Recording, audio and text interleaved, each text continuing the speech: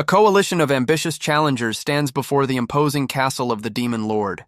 A goblin leader boldly declares his intent to overthrow the current ruler. Another monstrous contender, flanked by his beasts, announces his own bid for the throne. From within, the Demon Lord responds to their audacity with a dismissive sigh. One of the challengers makes a forceful landing, trying to breach the castle grounds. The Demon Lord, utterly unimpressed, casually raises a hand, finding the display boring. With a flick of his wrist, he unleashes a wave of energy that devastates the attackers. The entire army is left defeated and scattered across the battlefield. He stands alone, having effortlessly crushed the rebellion before it could even reach him. This is the Demon Lord, a being whose power is rumored to be the strongest in all of history. He scoffs at the pathetic display, finding them all utterly weak. Bored with his own supremacy, he wonders if a true rival even exists. Countless challengers have tried to claim his throne over the years. Each one was crushed with the same overwhelming absolute force. But as he stands over the ruins of his latest victory, an idea sparks. He realizes there's only one way to find the fight he's been craving. The scene abruptly shifts to a bright modern-day cityscape. A young man wakes up in his bed, troubled by a recurring dream. His name is Kamikura Renya, and he looks exhausted from his nightly visions. The dream feels like a fog, leaving him with a splitting headache and a lingering shadow of the Demon Lord. He dismisses the dream, deciding to watch a stream about the world's hottest new job, dungeon exploration. 10 years ago, mysterious dungeons appeared on Earth, birthing an era of adventurers called Seekers who hunt for treasure. His attention is grabbed by a notification that his favorite streamer, Duncan, is going live. As the stream starts, a strange feeling of déjà vu hits him. He's certain he knows this dungeon. The stream's title, however, claims they're exploring a completely new and undiscovered route. This contradiction gives him a sharp headache, making him wonder if his mind is playing tricks on him. In a flash, the Demon Lord's sinister smile appears in his mind, intrinsically linked to the dungeons. The vision is so intense that it jolts him upright in bed, his eyes wide with shock. He finally connects the dots between his recurring nightmares and the persistent, throbbing headaches. With a look of grim determination, he concludes that the dungeons must hold the answers he seeks. Determined, he immediately searches for a way to become a seeker, finding an ad for mentored dungeon runs. Wasting no time, he joins a group of aspiring adventurers at the entrance to the 6th dungeon. Dressed in simple street clothes and armed with only a small knife, he stands out from the other recruits. A friendly guide named Konishi introduces himself, boasting about his level 20 status after a year of seeking.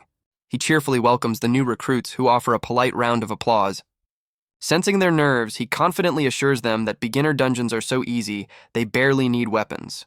With their briefing complete, the guide turns and leads the hopefuls into the dungeon's depths. As they cross the threshold, a brilliant flash of blue light engulfs the entrance. The light seems to affect Renya more than the others, causing a sharp, familiar pain. His shock turns to disbelief as he realizes this place is identical to the one from his dreams. The group finds themselves inside the gloomy, cavernous expanse of the dungeon. The guide instructs the new recruits to check their stats by calling out the system command. A system window appears, revealing Renya's stats are at the absolute baseline for a level 1 beginner. He senses their disappointment and reassures them that defeating monsters will quickly raise their levels. Their next lesson is skill acquisition, and the guide confidently leads them further into the dungeon. He stops abruptly, indicating they've arrived at a chamber containing a single glowing chest. Yet again, the scene strikes Renya with an intense and unsettling feeling of familiarity. Inside the chest is a glowing orb, which the guide explains is known as the Skill Acquisition Gate. The guide explains the trial. Infuse the gem with magic to summon a monster and defeat it to earn a reward. He concludes that this is the essential first trial for all beginners to gain skills suited to them. The guide asks for a volunteer, but the high stakes of a single attempt leave the recruits frozen with fear. Their anxiety mounts as they realize they have only one shot and must face the trial completely alone. Cutting through the tension, Renya calmly volunteers, surprising the other hopefuls. The guide happily accepts, confirming the name of his first brave volunteer. When the guide offers instructions, Renya coolly declines, certain he already knows what to do. His unexpected confidence leaves the entire group, including the guide, completely baffled. Renya reflects on the strange certainty that has guided him since he first stepped inside the dungeon. He instinctively knows how to channel magic, a skill he shouldn't possibly possess. As purple energy flows from his hand, he realizes this isn't knowledge but pure muscle memory. The orb reacts instantly, glowing with an immense power that far exceeds any beginner's capabilities. The guide and recruits are blinded by the intense light, having never witnessed such a powerful reaction. Renya's eyes widen in disbelief as he sees what his power has summoned from the orb. A ferocious level 10 red fang erupts from the light, far too strong for any beginner. The sight of the beast leaves Renya paralyzed with fear, questioning what he has just unleashed. The guide panics, recognizing the monster as an impossible challenge for a level 1 seeker. The fiery beast lunges forward, aiming to tear the seemingly helpless beginner apart. Frozen in place, Renya appears completely unprepared for the monster's lightning-fast assault. The guide desperately shouts a warning, certain that Renya is about to meet his end. But in a stunning display of speed, Renya effortlessly dodges the attack, leaving a trail of blue energy. The enraged Red Fang snarls, preparing to launch its next furious assault. The beast leaps high, its fiery claws extended for a devastating downward strike. Its eyes burn with rage as it focuses all its killing intent on the lone beginner. The guide and recruits can only stare in disbelief, questioning how a beginner could perform such a feat. But Renya remains composed, his grip steady on the knife as he analyzes his opponent. A tense standoff ensues as man and beast size each other up across the cavern floor. He confirms his suspicion. His body instinctively remembers how to fight these creatures. Tightening his grip, he realizes that if he continues to rely on instinct, he might just survive. His confidence is cut short by a sudden sharp jolt of pain. He falters, realizing his body is suddenly failing him at the worst possible moment. The familiar throbbing headache returns with crippling intensity, worse than ever before. The guide's voice cuts through the chaos, screaming a desperate warning to Kamikura. Distracted by the intense pain, Renya barely registers the shout, confused by the sudden turn of events. Seizing the opportunity, the Red Fang gathers its power, preparing to unleash a devastating fire attack. The beast spews a massive torrent of flames, engulfing the area where the stunned beginner stands. Renya can only watch in horror as the inescapable wall of fire barrels towards him. In that terrifying moment, he's certain this is the end, realizing his crippled body can't escape. But as his life flashes before him, a strange memory surfaces of a powerful being who craved worthy adversaries. This being, bored with his own overwhelming power, came up with a grand idea. He would create his own dungeon. His goal wasn't to build a fortress, but a crucible designed to attract and test the world's strongest fighters. By scattering legendary weapons and artifacts within, he planned to create the ultimate proving ground to draw in powerful challengers.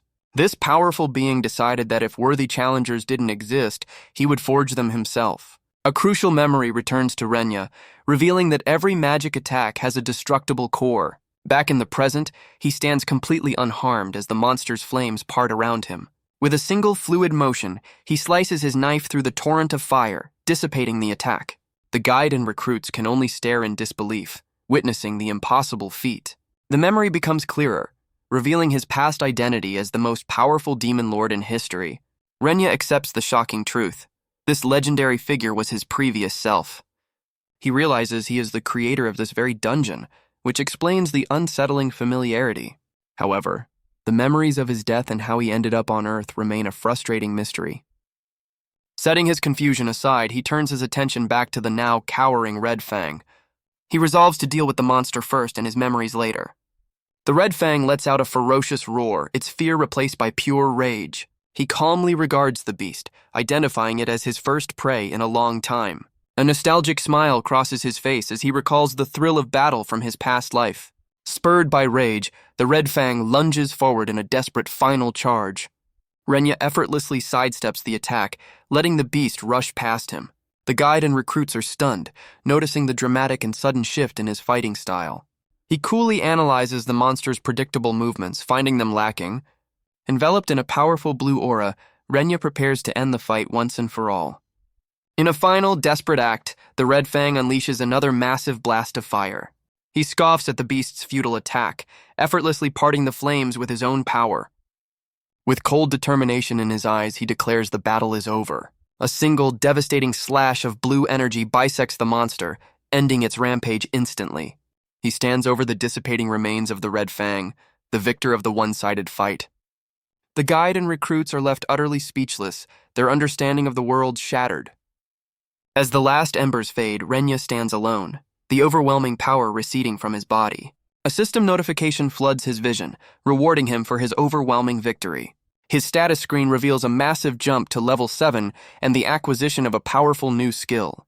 Renya examines his new stats, intrigued by this strange phenomenon of leveling up. The guide rushes over, praising Kamakura for single-handedly defeating an impossible foe. The guide eagerly asks Renya to share the details of his new skill.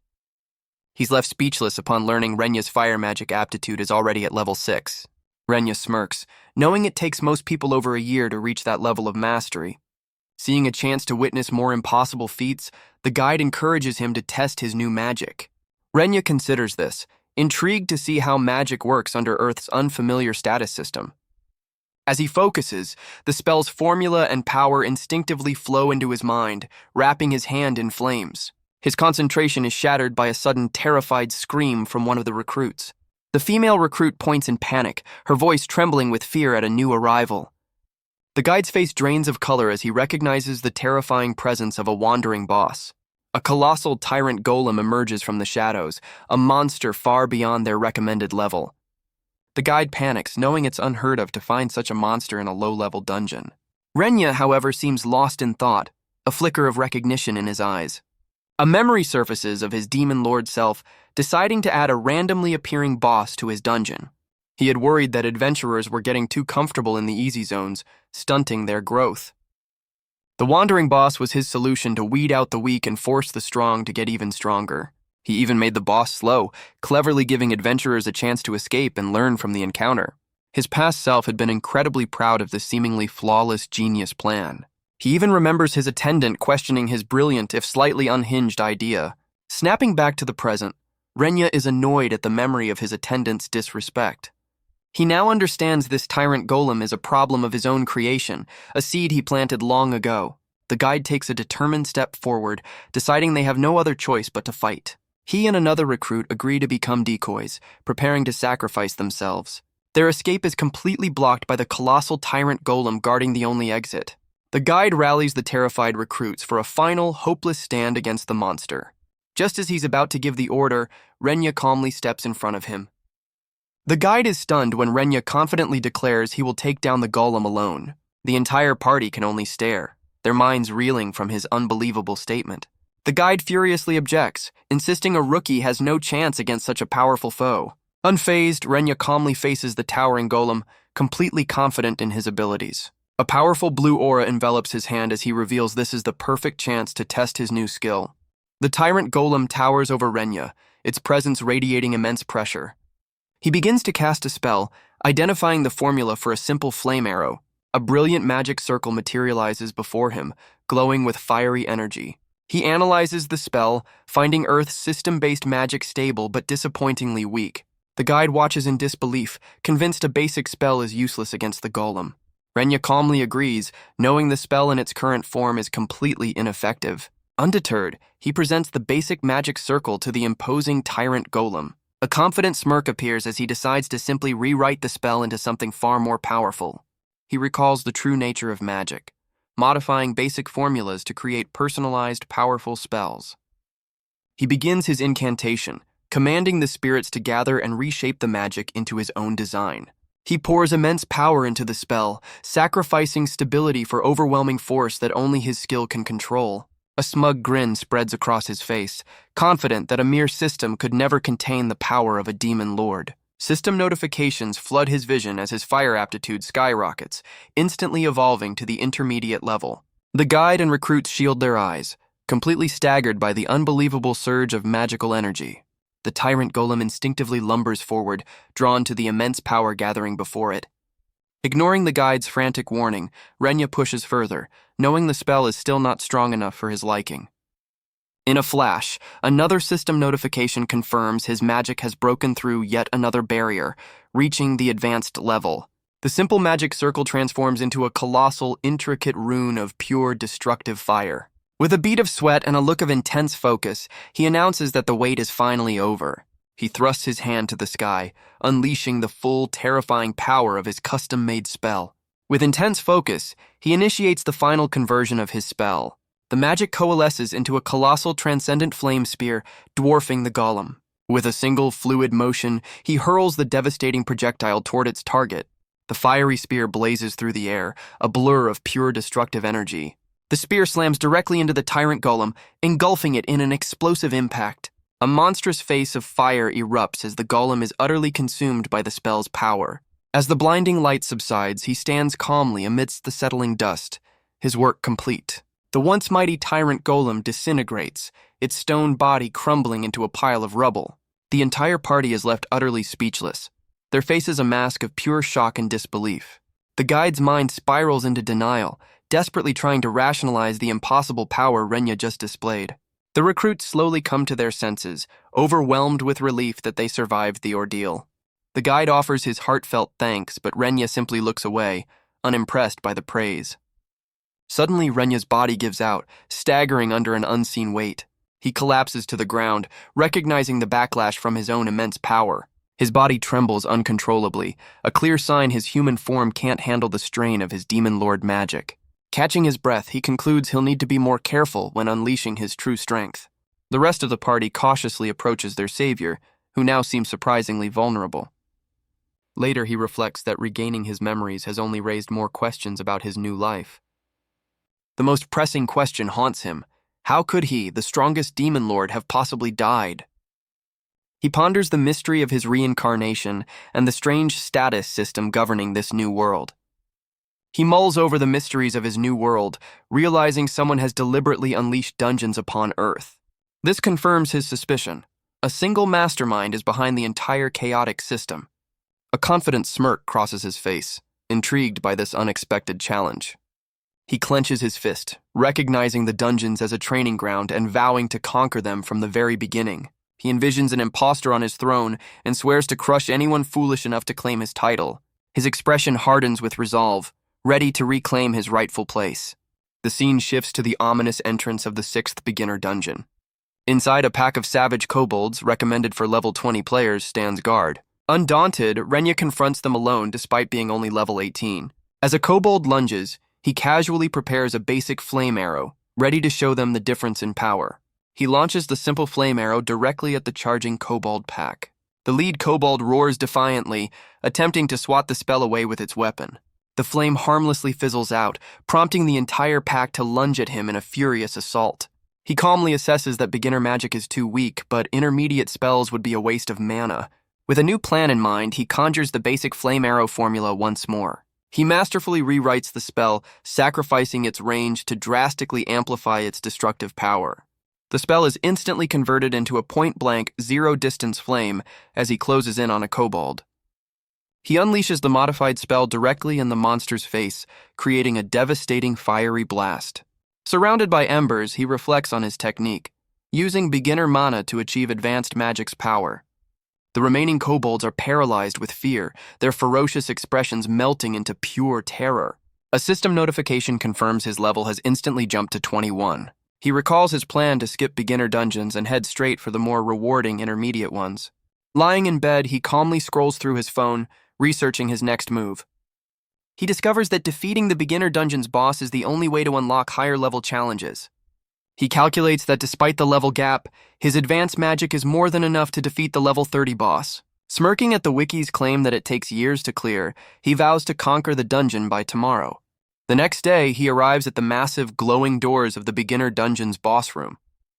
He notes the blue gem on the door, a sign that the boss is currently unchallenged and waiting.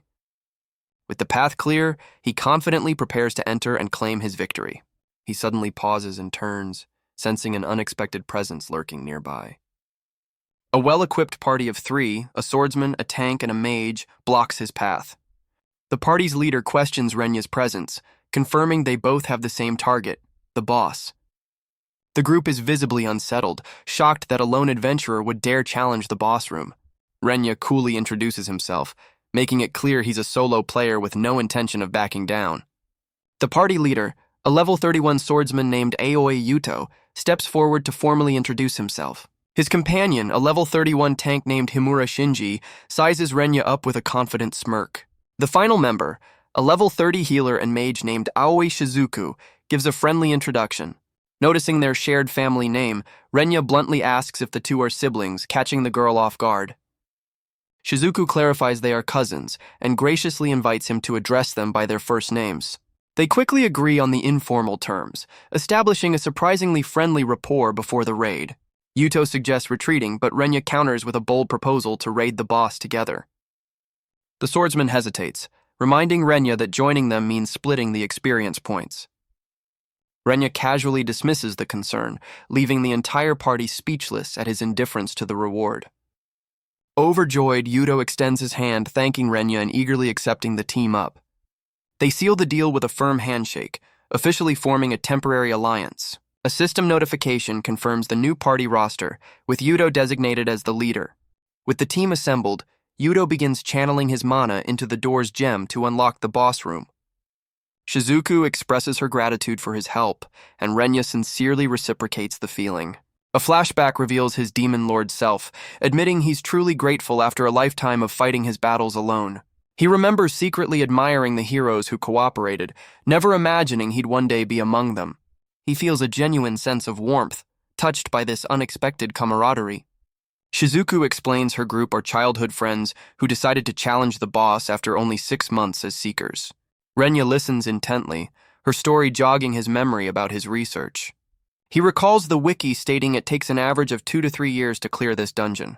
Impressed, he compliments their rapid progress as Yuto finishes unlocking the massive doors. The doors swing open, and the newly formed party prepares to enter the boss's domain.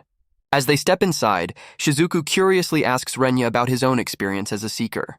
He deflects her praise, casually revealing he's only been a seeker for 2 days.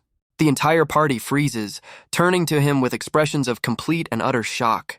Renya calmly holds up 2 fingers, confirming his unbelievable claim with a confident smile. The party is completely floored by the revelation that they've teamed up with a total rookie. Their disbelief echoes through the vast boss chamber as they process his 2-day claim. Refusing to accept it, Yuto aggressively demands to see Renya's seeker license as proof. Unfazed by the accusation, Renya calmly presents his official license card. The trio stares at the card, their expressions turning to utter shock as it confirms he registered only yesterday. Yuto rationalizes that Renya must have used expensive monster-avoiding tools to reach the bottom floor.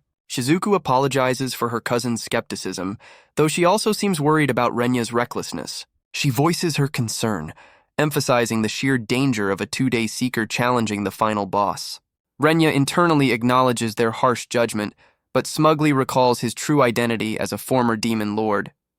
He resolves that words are pointless and decides to prove his overwhelming strength in the upcoming battle. Renya's sharp gaze narrows as he senses something is deeply wrong with the situation. The party scans the vast empty chamber, questioning the conspicuous absence of the boss. Shizuku voices her unease to Renya, confirming the strange and unsettling atmosphere of the room.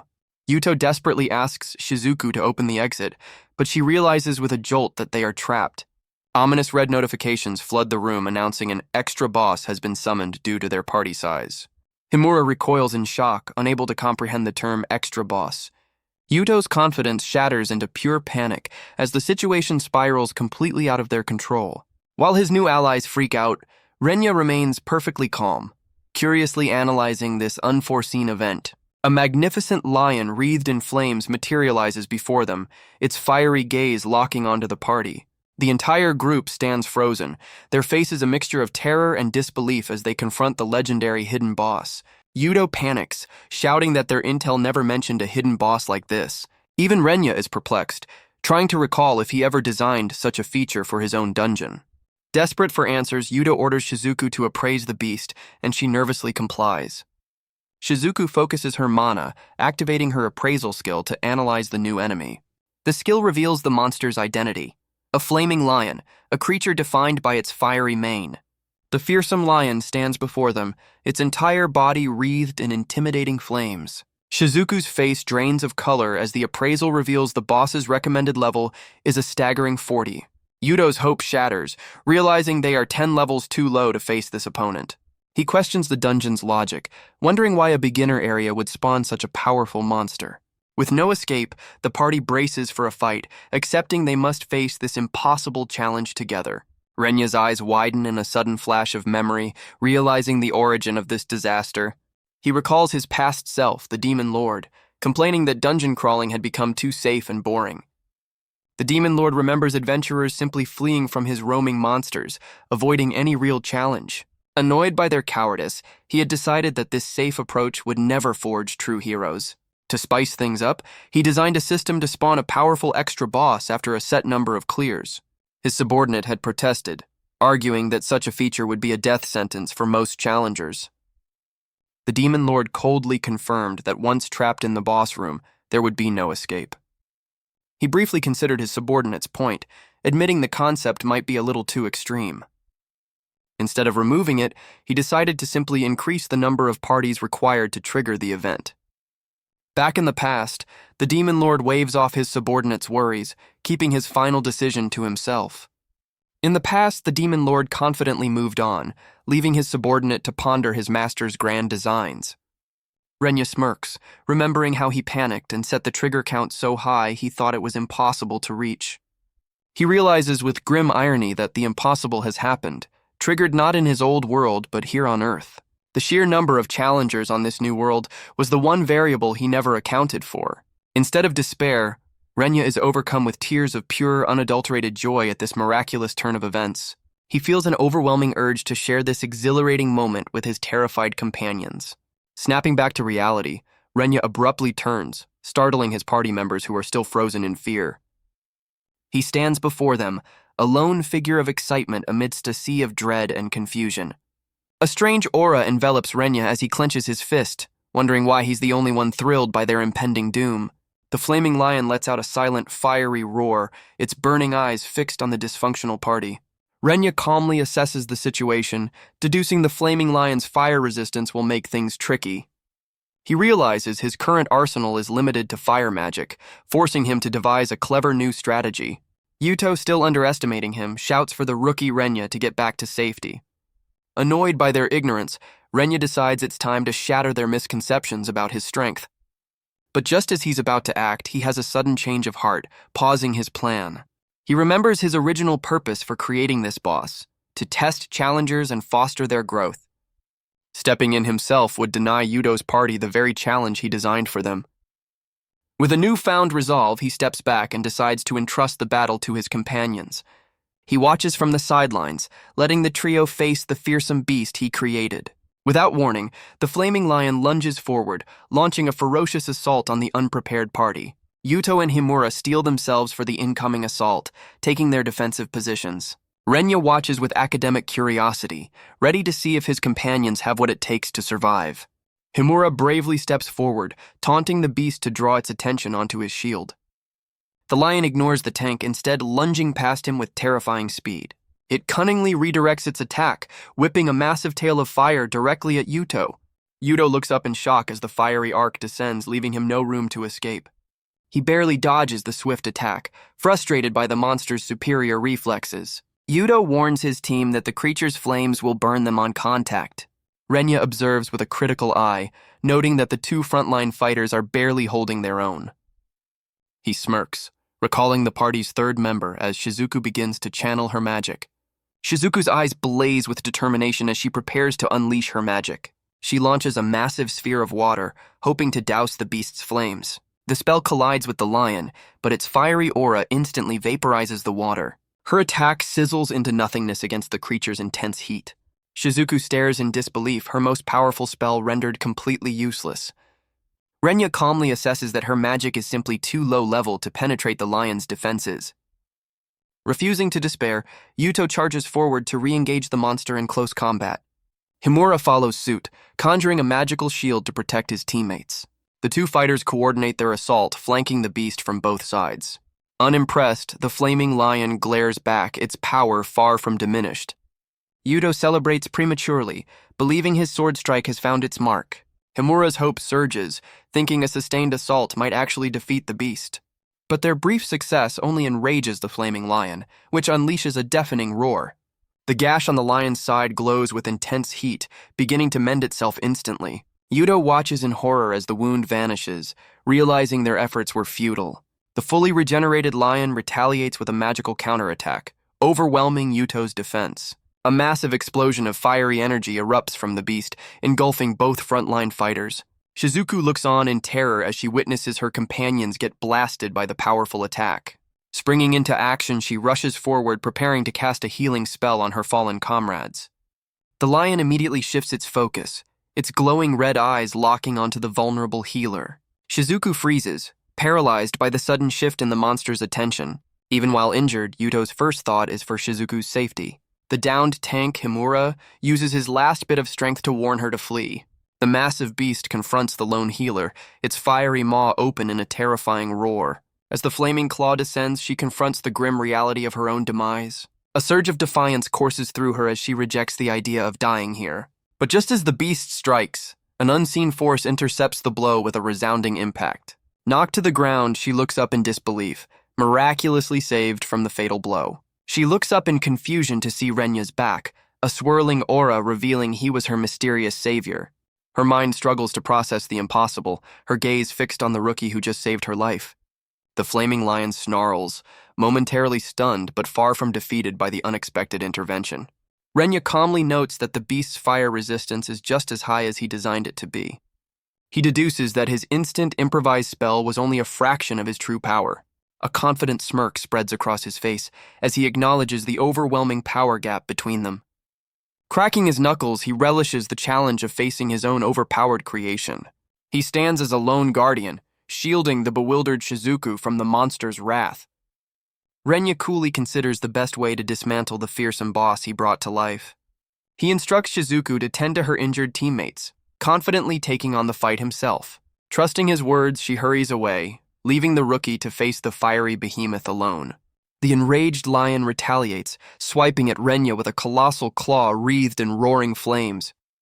Renya faces the towering beast, undaunted by its immense size and power. He boldly declares that he is the monster's true opponent. The lion lets out a furious roar, lunging forward to strike him down. With incredible agility, Renya sidesteps the devastating blow that shatters the ground. The beast whips around, surprised that its attack completely missed its target. He stands untouched, casually observing the creature's futile assault. A knowing smirk reveals he's merely toying with his powerful creation. He begins to gather a chilling blue energy in the palm of his hand. The flaming lion snarls, sensing a new and dangerous power emanating from the rookie. Renya's cold gaze signals that the time for games is officially over. The beast's fiery gaze locks onto Renya, recognizing him as a genuine threat. He quickly formulates a new strategy, concluding that close-quarters combat is the key. With his plan set, he begins to weave a new and complex spell. Renya unleashes a unique spell, a zero-distance flame construct, designed for point-blank range. He expertly manipulates the spell's formula, compressing its effective range down to mere centimeters. The spell transforms, wrapping his hand in a controlled, powerful aura of fire. This technique envelops his fists in a fiery barrier, perfect for both blocking and striking. He then channels the magic throughout his body, reinforcing his physical capabilities. His preparations finished, he smirks confidently, his fists now glowing with immense power. Without a moment's hesitation, he lunges forward to meet the beast head-on.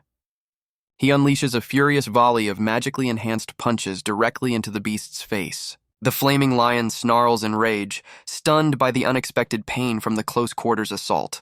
Using its back as a springboard, Renya continues his relentless attack while riding the charging monster. His eyes narrow with focus as he winds up for another devastating fiery blow. The beast roars in disbelief, unable to comprehend how a human can overpower it at such close range. In a desperate move, the lion unleashes a powerful shockwave of energy to blast Renya away. Renya lands smoothly, correctly identifying the monster's attempt to create distance with a magical burst. But that tactic proves useless as he instantly closes the distance again, refusing to give it breathing room. His cold gaze promises that there will be no escape from this confrontation. He follows through on his promise, slamming another magically charged fist into the beast's side. His fist connects with a blinding flash, unleashing a torrent of magical force. Unfazed, he stands his ground, the residual energy from his attack still swirling around him. His expression shifts slightly, revealing he's noticed something unexpected about his creation. The beast roars in defiance, battered but not beaten by the relentless assault. It retaliates with a ferocious pounce, soaring towards him with claws extended. Its pounce culminates in a devastating impact, engulfing the area in flames. Having effortlessly evaded the blow, he clears the dust cloud with a simple gesture. He coolly notes that his creation is proving to be even tougher than he anticipated. Realizing blunt force is insufficient, he decides a new approach is needed for the final strike. He resolves to end the fight with one decisive strike, knowing that reckless attacks will only make the lion more dangerous. He clenches his fist, realizing his fire magic alone won't be enough to finish the job. A sudden thought makes him glance back towards his watching teammates. He sees his exhausted party, with Shizuku still ready to provide support. Her worried expression gives him the final piece of his new strategy. A brilliant idea strikes him, completely changing his approach to the battle. He realizes he doesn't have to face this overwhelming challenge by himself. It dawns on him that his dream isn't to be a lone hero, but to fight alongside his friends. With newfound clarity, his eyes gleam with a renewed sense of purpose. He turns away from the now comically puzzled lion and calls out to a startled Shizuku. With a confident grin, he declares that he needs her power to win this fight. Shizuku is completely stunned, pointing at herself in disbelief at his sudden request. He urgently instructs her to deploy the water magic she had prepared earlier. Despite her surprise, she quickly understands and agrees to follow his lead. She confirms her role, assuming she needs to create an opening in the beast's defenses. Renya clarifies that her only job is to complete the spell construct, nothing more. She watches him stand firm against the roaring beast, ready to buy her the time she needs. Her doubt vanishes, replaced by a firm resolve to put her complete trust in his plan. With renewed determination, she begins to weave a powerful water spell, a magic circle glowing around her staff. She unleashes her spell, sending a torrent of blue magical energy hurtling toward the fiery beast. Her gaze is locked in concentration as she expertly controls the flow of her powerful magic. The enraged lion lunges forward, determined to stop Shizuku's spell at all costs. Shizuku holds her ground, her expression hardening with resolve as she continues to channel her magic. Renya stands firm, his own fiery magic flaring as he prepares to intercept the monster's charge. He meets the beast's fury with another explosive punch, buying his teammate precious seconds.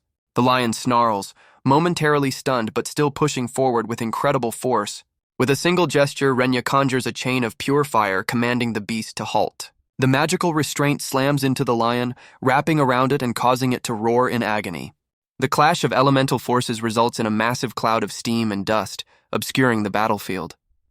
Through the haze, Shizuku looks on with concern, her powerful water spell now fully formed. She anxiously awaits his next command, unsure of how to use her completed spell. Renya confidently tells her he'll handle the rest of the plan. He suddenly places his hand over hers on the staff, much to her surprise. A flustered Shizuku completely misreads the situation, thinking he's making a move on her mid-battle. He calmly instructs her to ignore his touch and concentrate solely on her magical energy. Her confusion deepens, unable to comprehend his bizarre request. She's then shocked to see her own water magic moving independently around her staff. Renya reveals the unbelievable truth. He is now controlling her magic. He declares their preparations complete, explaining that what he's doing is an extraordinary feat. Shizuku learns that a skilled mage can rewrite another spell, but only with their permission. Renya acknowledges that manipulating her power isn't as easy as using his own. He admits a critical limitation. He can't simply upgrade a basic spell to a high-level one this time. The best he can manage is an intermediate-level spell, which he knows is useless against the roaring beast's defenses. But with their elemental energies swirling together, he reveals he has a completely different plan in mind. He explains his audacious strategy, combining her water magic with his own fire magic, two spells that shouldn't work together. With a precise gesture, he begins the impossible task of weaving the two opposing elements into a single construct. Shizuku watches in disbelief as he defies the very laws of magic, forcing the two spells to overlap. The conflicting energies of fire and water stabilize into a perfect, swirling ring of power around them. This feat should be impossible, as combining different elements typically results in a catastrophic magical failure. The flaming lion senses the immense danger and lets out a furious roar, preparing to charge. But Renya has triggered a rare phenomenon, creating a synergistic effect that multiplies their power tenfold, and he declares the fight is over. He unleashes their combined power, a new spell born from their synergy, the brilliant Azure Flame. The flaming lion charges recklessly, meeting the impossible fusion of fire and water head-on. The beast is instantly engulfed, its own fiery essence extinguished by the overwhelming azure torrent. A cataclysmic explosion of blue energy completely annihilates the monster, leaving nothing behind. Shizuku stares in stunned silence, unable to comprehend the sheer destructive force of their combined magic. Their teammates watch from the sidelines, their expressions a mixture of awe and utter disbelief. In the aftermath, only a trail of dissipating energy remains where the formidable boss once stood. A system notification confirms their victory, leaving Shizuku dumbfounded while Renya remains composed. Renya is flooded with notifications as he gains multiple levels and a massive boost in his stats. Standing in the quiet hall, he experiences a profound sense of accomplishment, a new understanding dawning on him. Renya reflects on the profound experience of fighting alongside his allies to overcome a great threat. Meanwhile, Shizuku feels completely useless, believing she didn't contribute to the victory at all. The other party members, still recovering, are convinced that Renya single-handedly defeated the monster. Their priestess can only stare in awe, still processing the incredible power of the final attack. She blushes, agreeing that the display of strength was unlike anything she has ever seen. Renya smiles to himself, feeling as if the entire surreal experience was just a dream. The red-haired warrior breaks the silence, bowing deeply and thanking Renya for saving his life. Renya casually dismisses the gratitude, reminding him that as comrades, mutual support is expected. The rest of the party chimes in, admitting they felt more like liabilities than helpers during the intense battle. Shifting focus, Renya directs their attention to the dungeon's core, telling them it's time to claim their reward. The priestess gestures to the dungeon core, inviting Renya to claim their prize. Renya steps forward, placing his hand on the glowing orb to officially clear the dungeon. A system notification confirms their victory, and orbs of light descend to grant each member their reward. They receive a transfer crystal, a rare item that allows fast travel between cleared dungeons. The rest of the party celebrates their new status as intermediate seekers, finally able to tackle harder dungeons. But another notification appears, granting a special reward for defeating the hidden boss. Shizuku is stunned to learn the reward is a book that grants a level 5 fire magic aptitude. The priestess marvels at the incredibly rare magic book, a fitting prize for their unexpected challenge. Shizuku questions how Renya knew the book's contents, and he casually reveals he used his appraisal skill. She's left speechless, realizing the man she's been traveling with was tackling dungeons without a basic appraisal skill until now. Shizuku panics, scolding him for the incredible risks he took by exploring without a basic appraisal skill. He nonchalantly reminds her he's only been a seeker for 2 days, a fact that leaves her completely stunned. She admits his overwhelming power makes him an enigma she can't possibly comprehend. Renya simply smiles, holding the rare fire magic book and contemplating his next move. In a surprising turn, he casually offers the priceless reward to a shocked Shizuku. She protests, but he reveals he has no use for it, as his own fire aptitude is already at the advanced level. The priestess points out the book's immense monetary value, making the entire party question his decision. Renya pauses, jokingly reconsidering his offer now that he knows how much it's worth. A sly look crosses his face as an idea seems to spark in his mind. His attention is suddenly drawn to another glowing object materializing in the now empty boss room. He kneels to pick up the new item, identifying it as a magic stone similar to one he received before. Renya proposes a trade, offering the valuable book in exchange for the newly acquired magic stone. With the dungeon cleared, the exhausted party members decide to call it a day and end their exploration. A flustered Shizuku clutches the book and shyly thanks Renya for everything. With a radiant smile, she expresses her heartfelt wish to adventure with him again in the future. Her 2 male teammates watch from the side, sharing a knowing and amused look at her change in demeanor.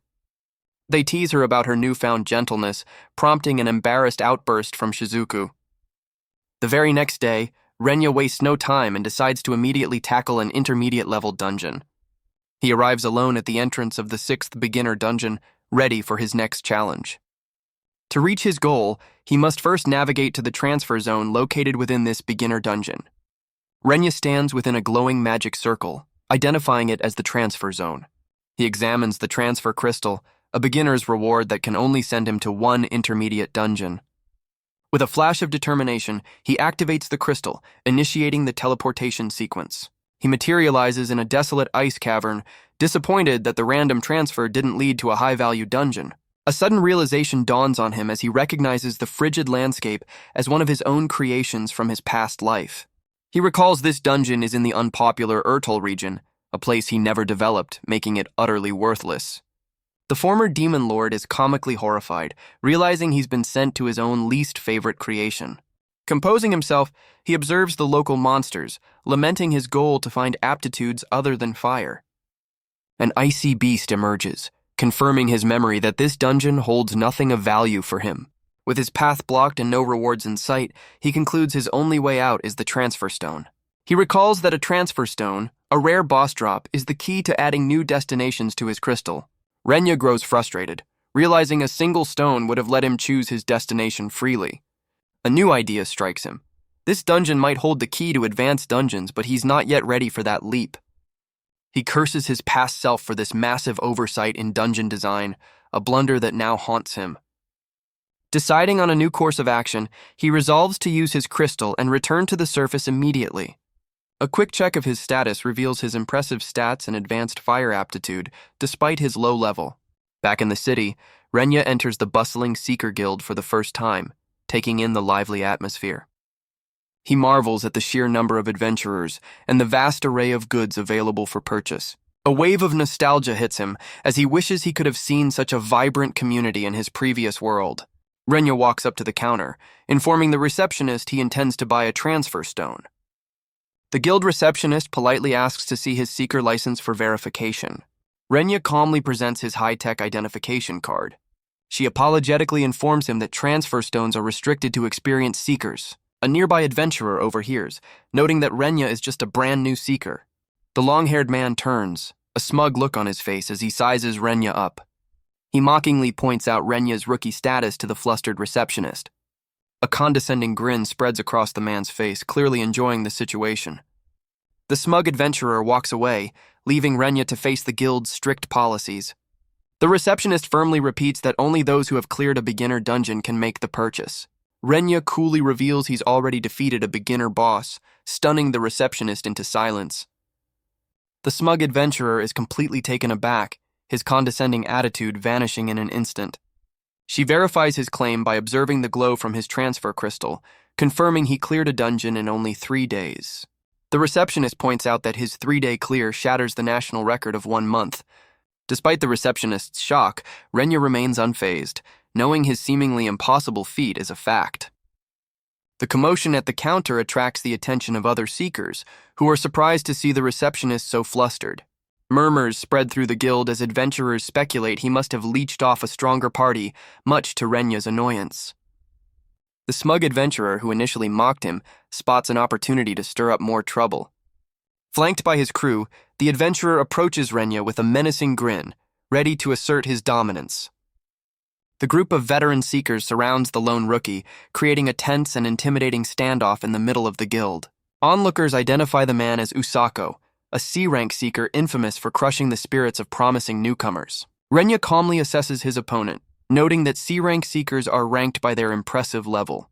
A quick rundown of the seeker ranks confirms Usako is a high-level veteran, far above a typical rookie. Usako gets in Renya's face, accusing him of talking nonsense about his record-breaking achievement.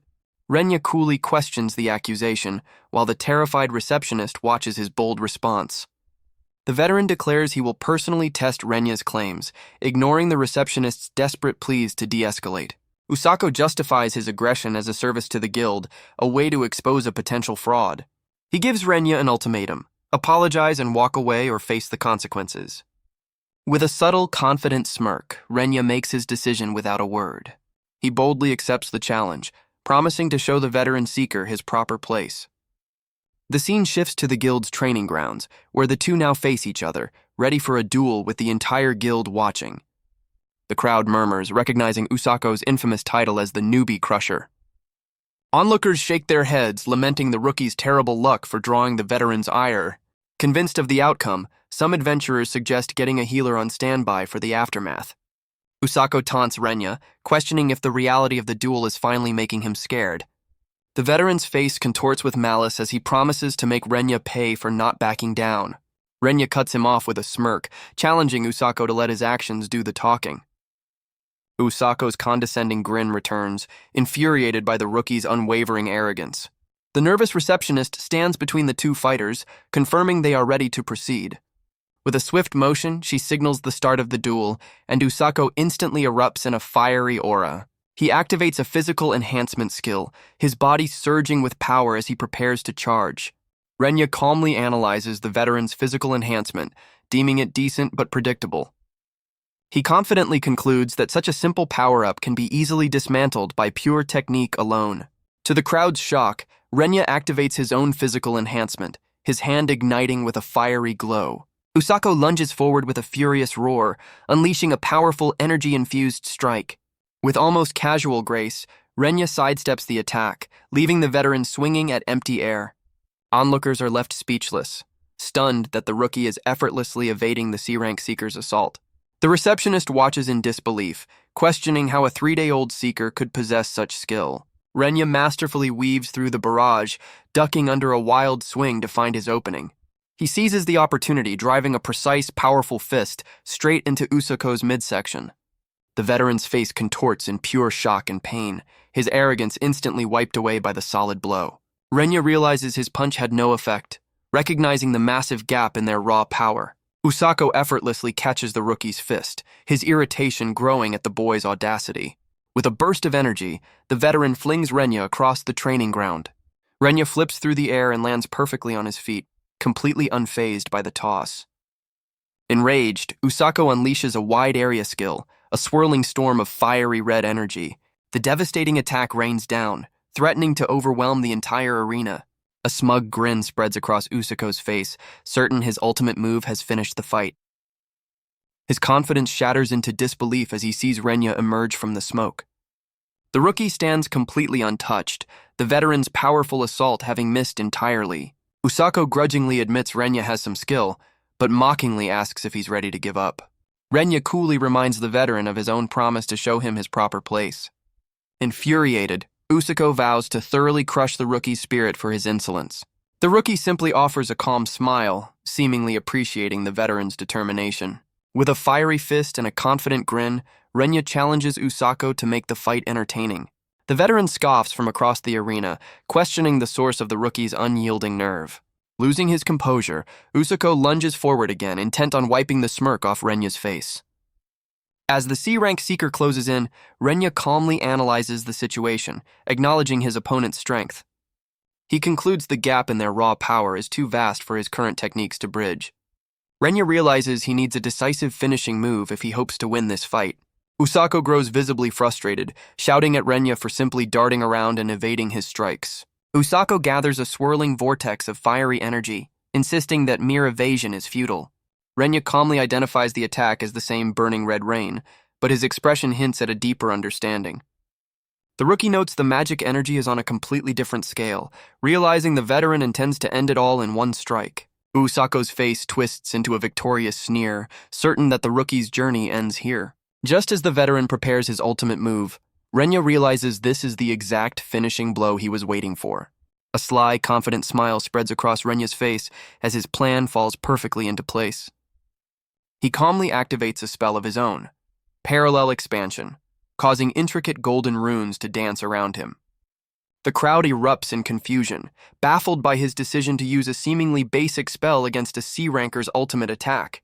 Usako scoffs at the display, mocking what he sees as a desperate and useless act of resistance. With his runes glowing, Renya prepares to counter the massive assault with a deceptively simple fireball spell.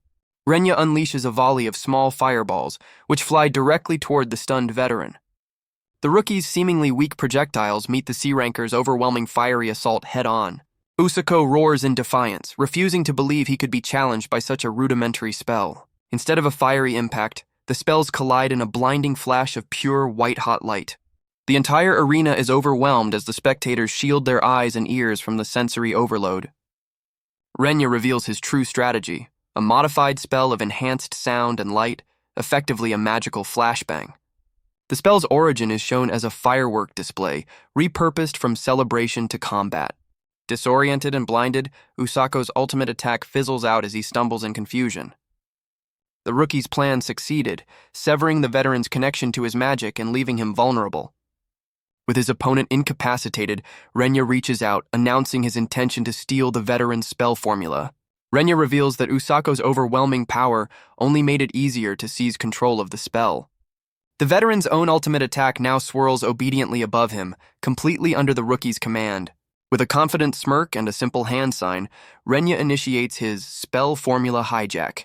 He unleashes the veteran's own move back at him, turning the attack into a devastating counter. The hijacked spell, now infused with Renya's magic, slams down with overwhelming force. Usako can only watch in utter disbelief as his own power is used to bring about his defeat. The veteran stumbles back, desperately trying to resist the inevitable as the attack overwhelms him. The force of the blast sends Usako flying, leaving him defeated on the arena floor as Renya looks on. The entire crowd erupts, stunned into a frenzy by the unbelievable sight of a rookie defeating a C-rank seeker. Spectators struggle to comprehend the outcome, with some mistakenly believing Usako simply self-destructed. Even the hooded spectators admit that defeating a C-ranker, fluke or not, is an incredible achievement. Renya notes that most of the crowd mistakenly believes the veteran simply lost control of his own power. Unconcerned with their opinions, he turns his attention from the defeated Usako to what truly matters. He confidently asks the guild official to confirm his victory, and she hesitantly agrees. The announcer officially declares Renya the winner, and a satisfied smile spreads across his face. His stunning performance immediately sparks a debate among seekers eager to recruit him for their parties. The rookie simply smirks, fully aware of the newfound attention his victory has brought him. Wasting no time, Renya heads straight to the guild reception to purchase another transfer stone. The receptionist, clearly impressed by his display, agrees that his request is more than justified. She presents the paperwork for an intermediate dungeon transfer stone, his ticket to the next level. The receptionist casually informs him the stones start at 1 million yen, leaving Renya utterly stunned. His confidence shatters as the staggering price tag echoes in his mind. He questions if this is some kind of joke, but she confirms their rarity justifies the cost. Cutting her off, Renya frantically turns to check his own meager finances. He opens his wallet, only to find a few coins and a single bill staring back at him. The crushing reality hits him. He doesn't even have a fraction of the required amount. He laments his status as a broke university student, unable to afford such a luxury. A cold sweat breaks out as the path forward seems financially impossible. His desperate gaze then locks onto a pricey magic book displayed on the shelf behind her. Suddenly hopeful, he points and asks if it's a beginner's fire magic aptitude book. The receptionist informs him that even a beginner's book costs a staggering 1.5 million yen due to its rarity. A memory flashes through his mind of receiving an almost identical book in the past. He cautiously asks about the price of a level 5 book, and she estimates it could fetch around 4 million yen. A manic grin spreads across his face as the gears in his head begin to turn with a new, profitable idea. He recalls a time when he sat dejectedly, completely unaware of the treasure he possessed. Renya remembers being told to sell the book if he couldn't use it, now kicking himself for not checking its value sooner. He pulls out the 2 magic stones he earned as boss rewards, examining them in his palm. The rookie scoffs at their combined value of 200,000 yen, a paltry sum compared to his needs. He dismisses the glimmering stones as utterly useless for solving his massive financial problem. Suddenly, a brilliant, game-changing idea strikes him, leaving him momentarily stunned. He realizes there's another option, a secret hidden within the Erdal dungeon. Without hesitation, he teleports to the shallow layer of the Erdal Intermediate Dungeon, a vast cavern of ice. He's shocked that with so many seekers on Earth, the secret he knows of has remained undiscovered. The rookie stands before a shimmering wall of ice, confident that he's the only one who knows its true nature. He channels his fire magic, preparing to align its frequency with the strange fluctuations emanating from the wall. His flames meet the magical barrier, causing a powerful reaction that begins to melt the ice. As the ice recedes, a hidden passage is revealed, beckoning him into the unknown. With the path now open, he steels himself and steps forward into the darkness. He emerges into a hidden area, the icy wind snowfield, proud to be the first to set foot in this frozen wasteland. The triumph is short-lived as the biting cold hits him, and he realizes he can't survive for even 10 minutes. To combat the lethal cold, Renya summons his enveloping flame, cloaking himself in protective fire. The intense chill is instantly replaced by a comfortable warmth, bringing a smug smile to his face. Believing he's solved the environmental problem, his attention is suddenly drawn to something in the distance. A confident smirk spreads across his face as he realizes he's found the perfect warm-up for his real objective. A towering ice golem and a vicious cold lizard emerge from the blizzard, ready to defend their territory.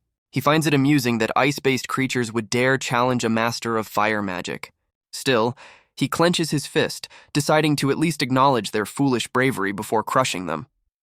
The ice monsters hesitate, their instincts screaming at them as they face his overwhelming fiery aura. Unfazed, Renya summons a massive beast made of pure flame to deal with the minor inconvenience.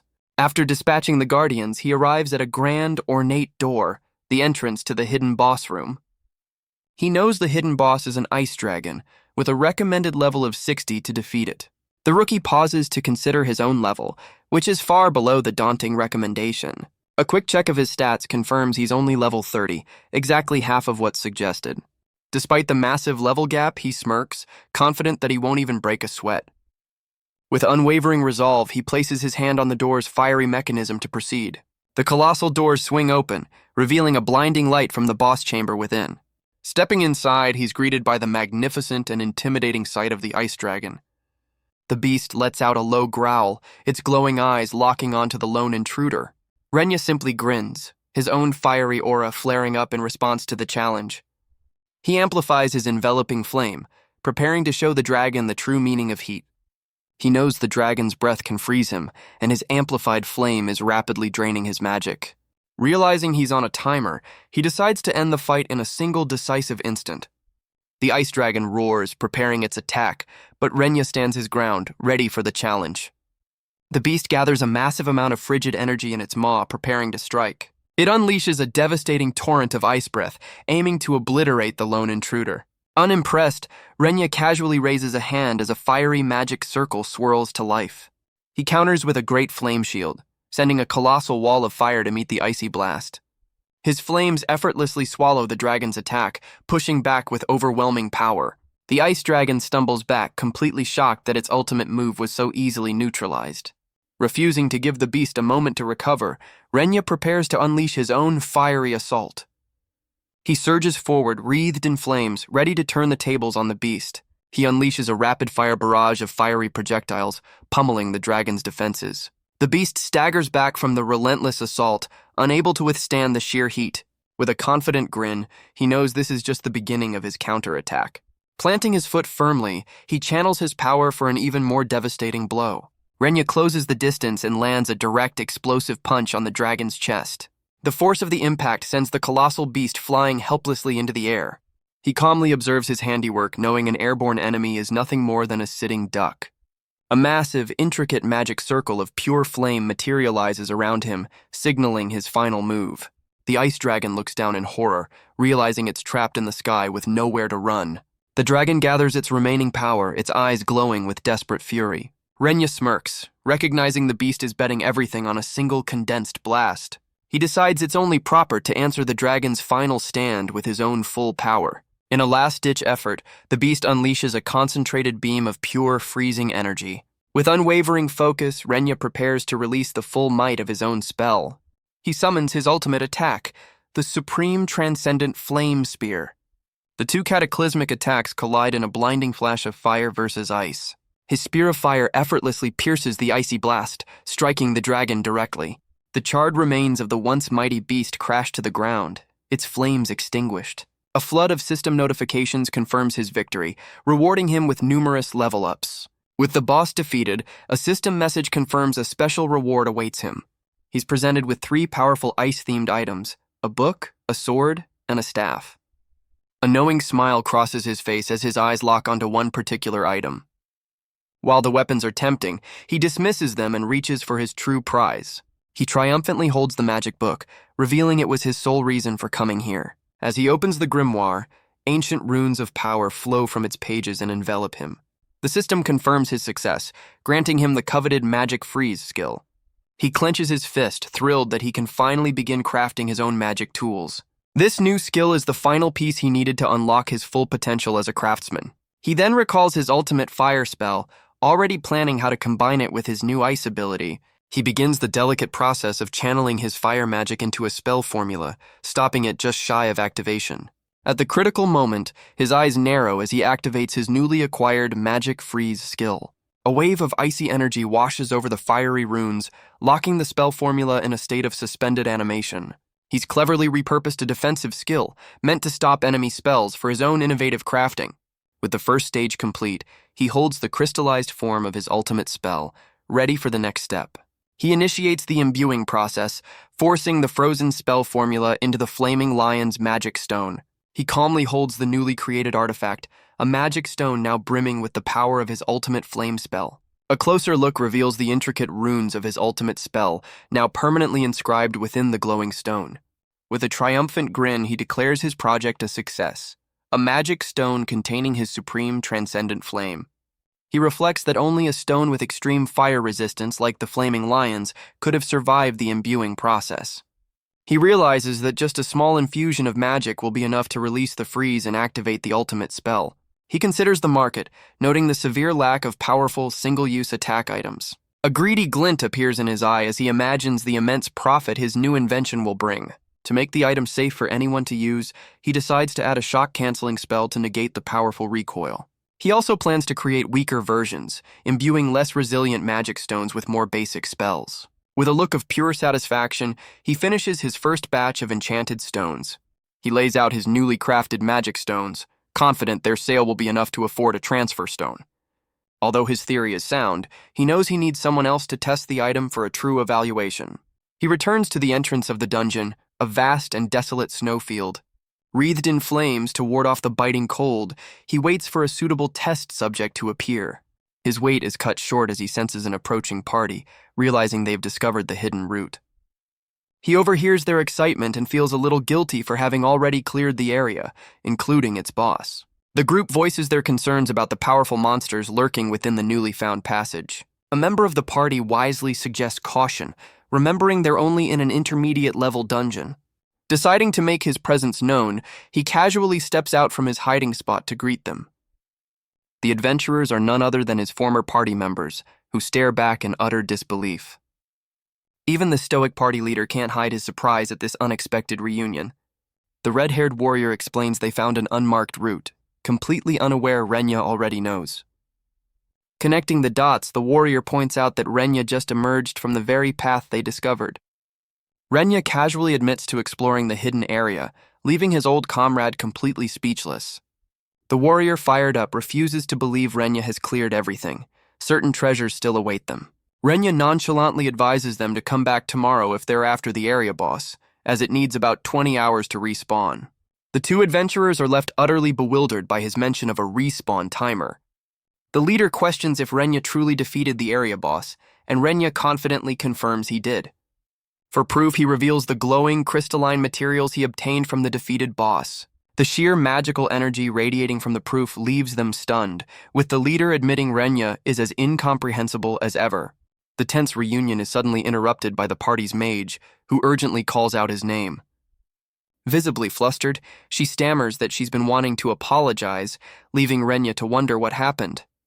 Her expression turns serious as she reveals the apology is about a sudden, unexplained change in her level.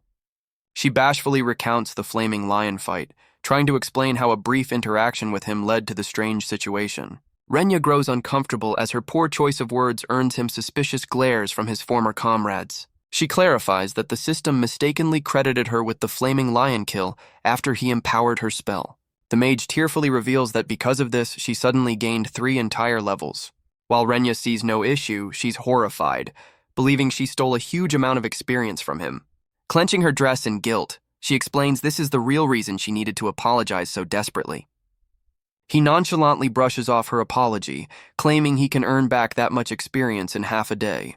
His casual remark leaves her speechless, as it took her party 6 long months to achieve similar growth.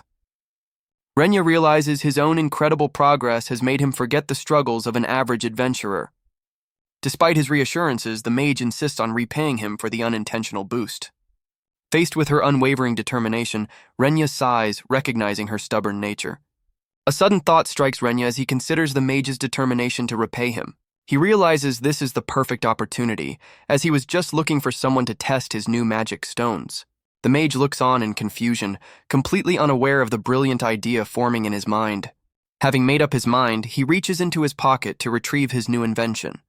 He presents one of the enchanted stones to the bewildered mage, proposing a way for her to help him. She is taken aback by his sudden request, unsure how she could possibly be of assistance. Renya explains that he needs a tester for a new money-making item, and she's the perfect candidate. Eager to repay her debt, she enthusiastically accepts his offer without a moment's hesitation. Her party members express disbelief, knowing only high rankers can craft magic tools, but their leader accepts Renya's impossible feats. With a satisfied smile, Renya confirms their arrangement, his plan falling perfectly into place. With the deal struck, Renya leads them into the hidden area, a desolate and freezing snowfield. His former party members marvel at the unexpected snowy landscape deep within the dungeon. The biting cold immediately affects them, with the warrior complaining they'll freeze before any fight begins. The mage, already succumbing to the cold, starts hallucinating about a field of flowers, much to Renya's amusement. Deciding they've suffered enough, he prepares to cast a spell to warm them up. He effortlessly activates a parallel spell, enveloping himself in a comforting flame. The magical warmth instantly spreads to the entire party, leaving them stunned by his incredible control. The leader and warrior simply give up trying to comprehend his abilities, accepting his power is beyond their understanding. The mage gratefully thanks him for the incredibly useful and powerful warming spell. She blushes as she basks in the magical heat, feeling as though she's being embraced by Renya himself. Renya sternly asks her to stop making suggestive comments, as his former comrades are already glaring at him. Shaking off the awkward moment, he instructs her to activate the magic stone to begin the test. The mage eagerly accepts the glowing stone, ready to follow his instructions. Just as Renya begins to explain the activation method, he's abruptly interrupted. His senses flare as he detects a powerful presence emerging from the frozen ground.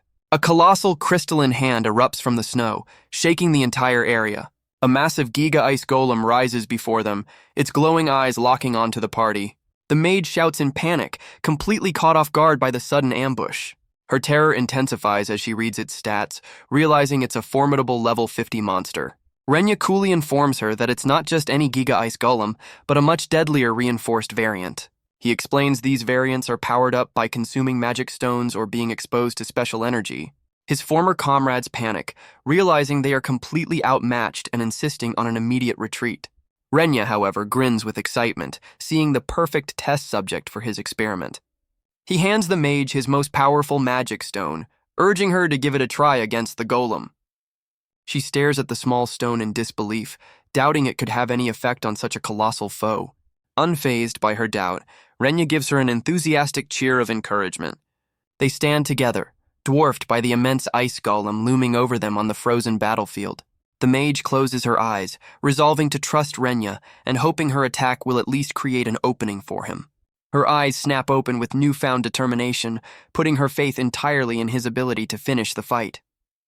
She channels her power into the stone, unleashing a torrent of magical energy to activate the device. A gigantic spear of pure fire materializes above her, ready to be unleashed. With a final push of her will, she sends the devastating projectile hurtling toward its target. The flame spear slams directly into the Giga Ice Golem's chest with unstoppable force. A blinding explosion of fire and energy completely consumes the colossal monster. The mage is left speechless, completely stunned by the overwhelming power she just wielded. Renya calmly identifies the attack as a transcendent flame spear, much to the astonishment of her dumbfounded party. Her comrades are sent reeling, their minds unable to process the sheer scale of the spell. The leader and warrior can only mutter that a rookie creating such a weapon is completely unheard of. She realizes with a jolt that the incredible feat was achieved using almost none of her own magical energy. To her dismay, the powerful magic stone crumbles into dust in her hand, its power completely spent. The mage reports that the magic tool broke, and Renya confirms it couldn't handle the immense power output. She apologizes profusely, but he reassures her that testing the stone's durability was his exact intention. He concludes that to create a reusable version, he'll need to hunt even more powerful monsters for materials. Renya is puzzled by the mage's strange expression as she stares intently at her status window. She points at the screen in utter shock, revealing she gained 5 levels from that single devastating attack. The mage panics, realizing she's gained a total of 8 levels recently and feels like she's stolen the experience. She comically embraces a new identity, striking a pose as the legendary Experience Thief. Renya does some quick mental math, deducing that her level has now shot past 38. He nonchalantly congratulates her for surpassing his own level, which only makes her more flustered. Intrigued by the massive power-up, his former comrades eagerly ask if they can try the magic stones too. Unfazed by their excitement, Renya presents a new type of item, an adaptive magic stone. He explains its power scales with the user's input, prompting the warrior to eagerly volunteer for the next test. The leader and warrior celebrate wildly at the prospect of a massive power boost. A blushing Renya proposes an intense leveling marathon to bring their power up to the mage's new standard. His former party members immediately protest, calling his plan to gain so many levels in one day complete madness. Renya simply smiles, assuring them he has more than enough magic stones for everyone to use freely. The mage frantically tries to explain that her concern is genuine and not just a matter of being reserved. Renya observes their panicked reactions, misinterpreting their fear as simple humility. The mage, Shizuku, breathes a sigh of relief, thankful she's not being subjected to such an exhausting leveling grind. Her relief quickly turns to opportunity, as she realizes this is the perfect time to ask for advanced magic lessons. Renya agrees to teach her, but his offer of non-stop advanced fire magic lessons leaves her utterly stunned. His warning that her training will be even tougher than their leveling grind fills her with immediate dread. The grueling training session begins, pushing everyone to their absolute limits. After a brutal 10-hour monster hunt, Renya smugly reflects on his party's fulfilling day of non-stop combat. The results of their intense training session are about to be revealed. The warrior and leader successfully reach level 35, closing the gap with Shizuku's power. Meanwhile, Shizuku struggles to grasp the complex magic formulas Renya is teaching her. With the party completely exhausted, Renya announces that he has finished creating the new magic tools.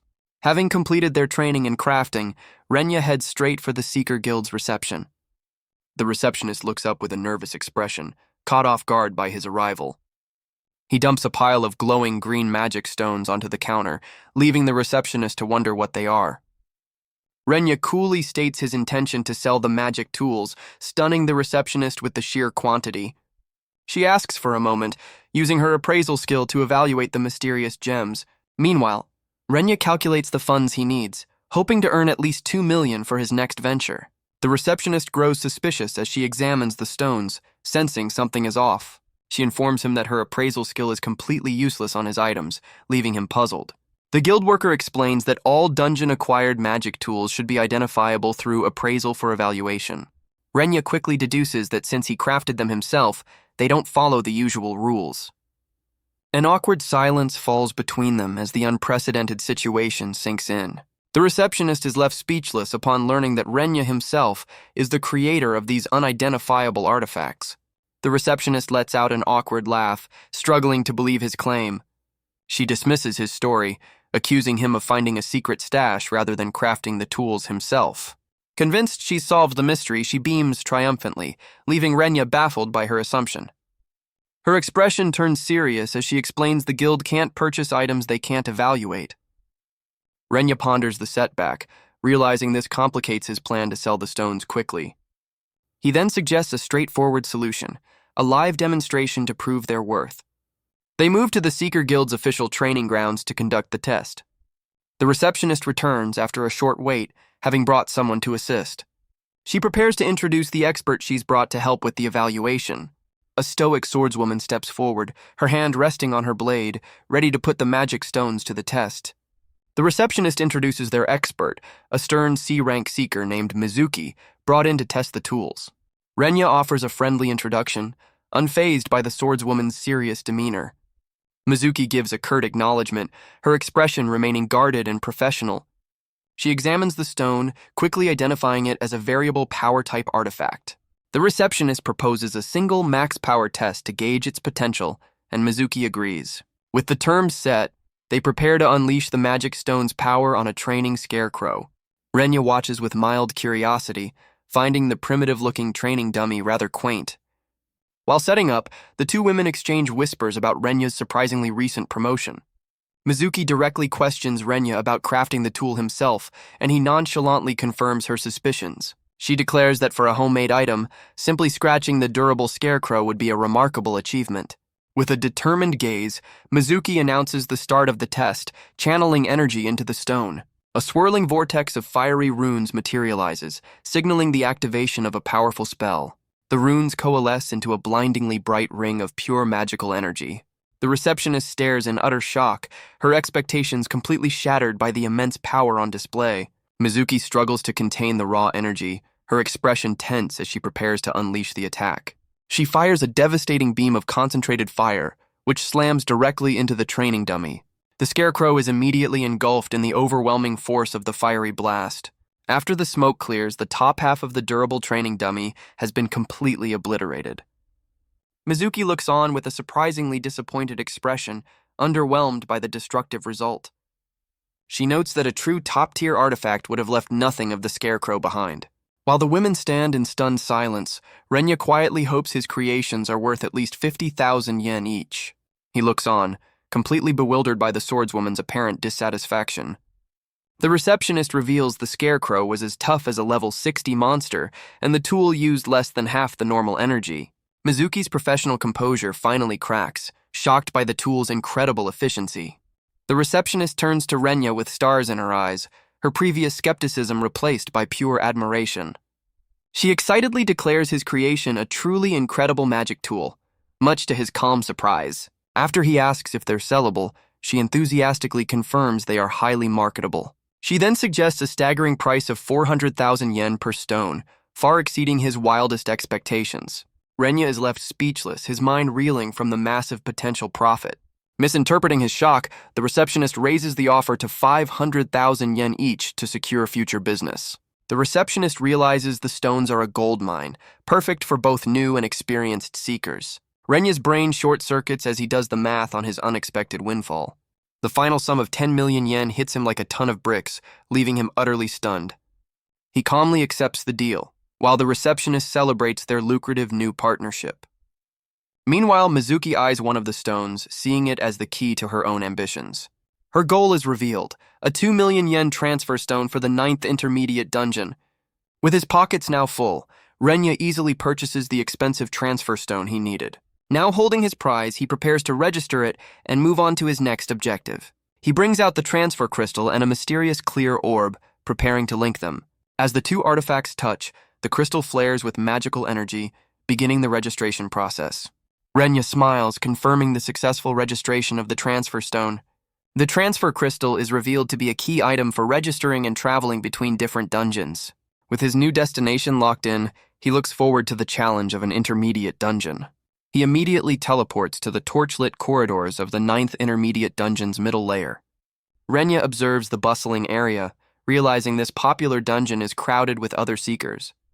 Undeterred by the competition, he confidently prepares to start his hunt.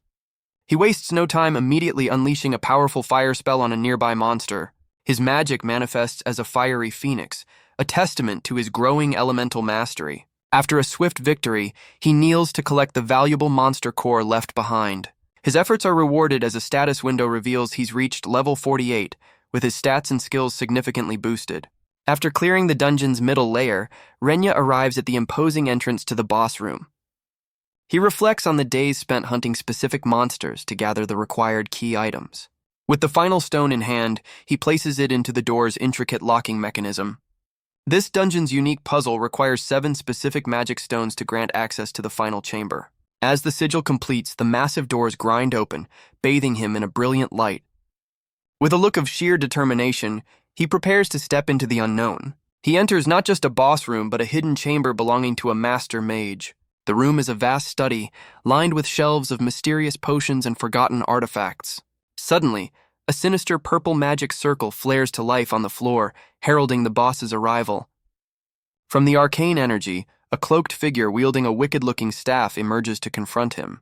The imposing master mage reveals its skeletal form, radiating a menacing purple aura. Renya calmly identifies the boss as a powerful commander of other monsters. With a confident smirk, he decides it's time to use a special skill.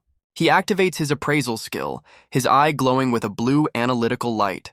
A system window displays the Master Mage's detailed stats and abilities for him to read. He processes the information, getting a clear picture of his formidable opponent. The narrative reveals that appraisal is a common skill on Earth but rare in other worlds.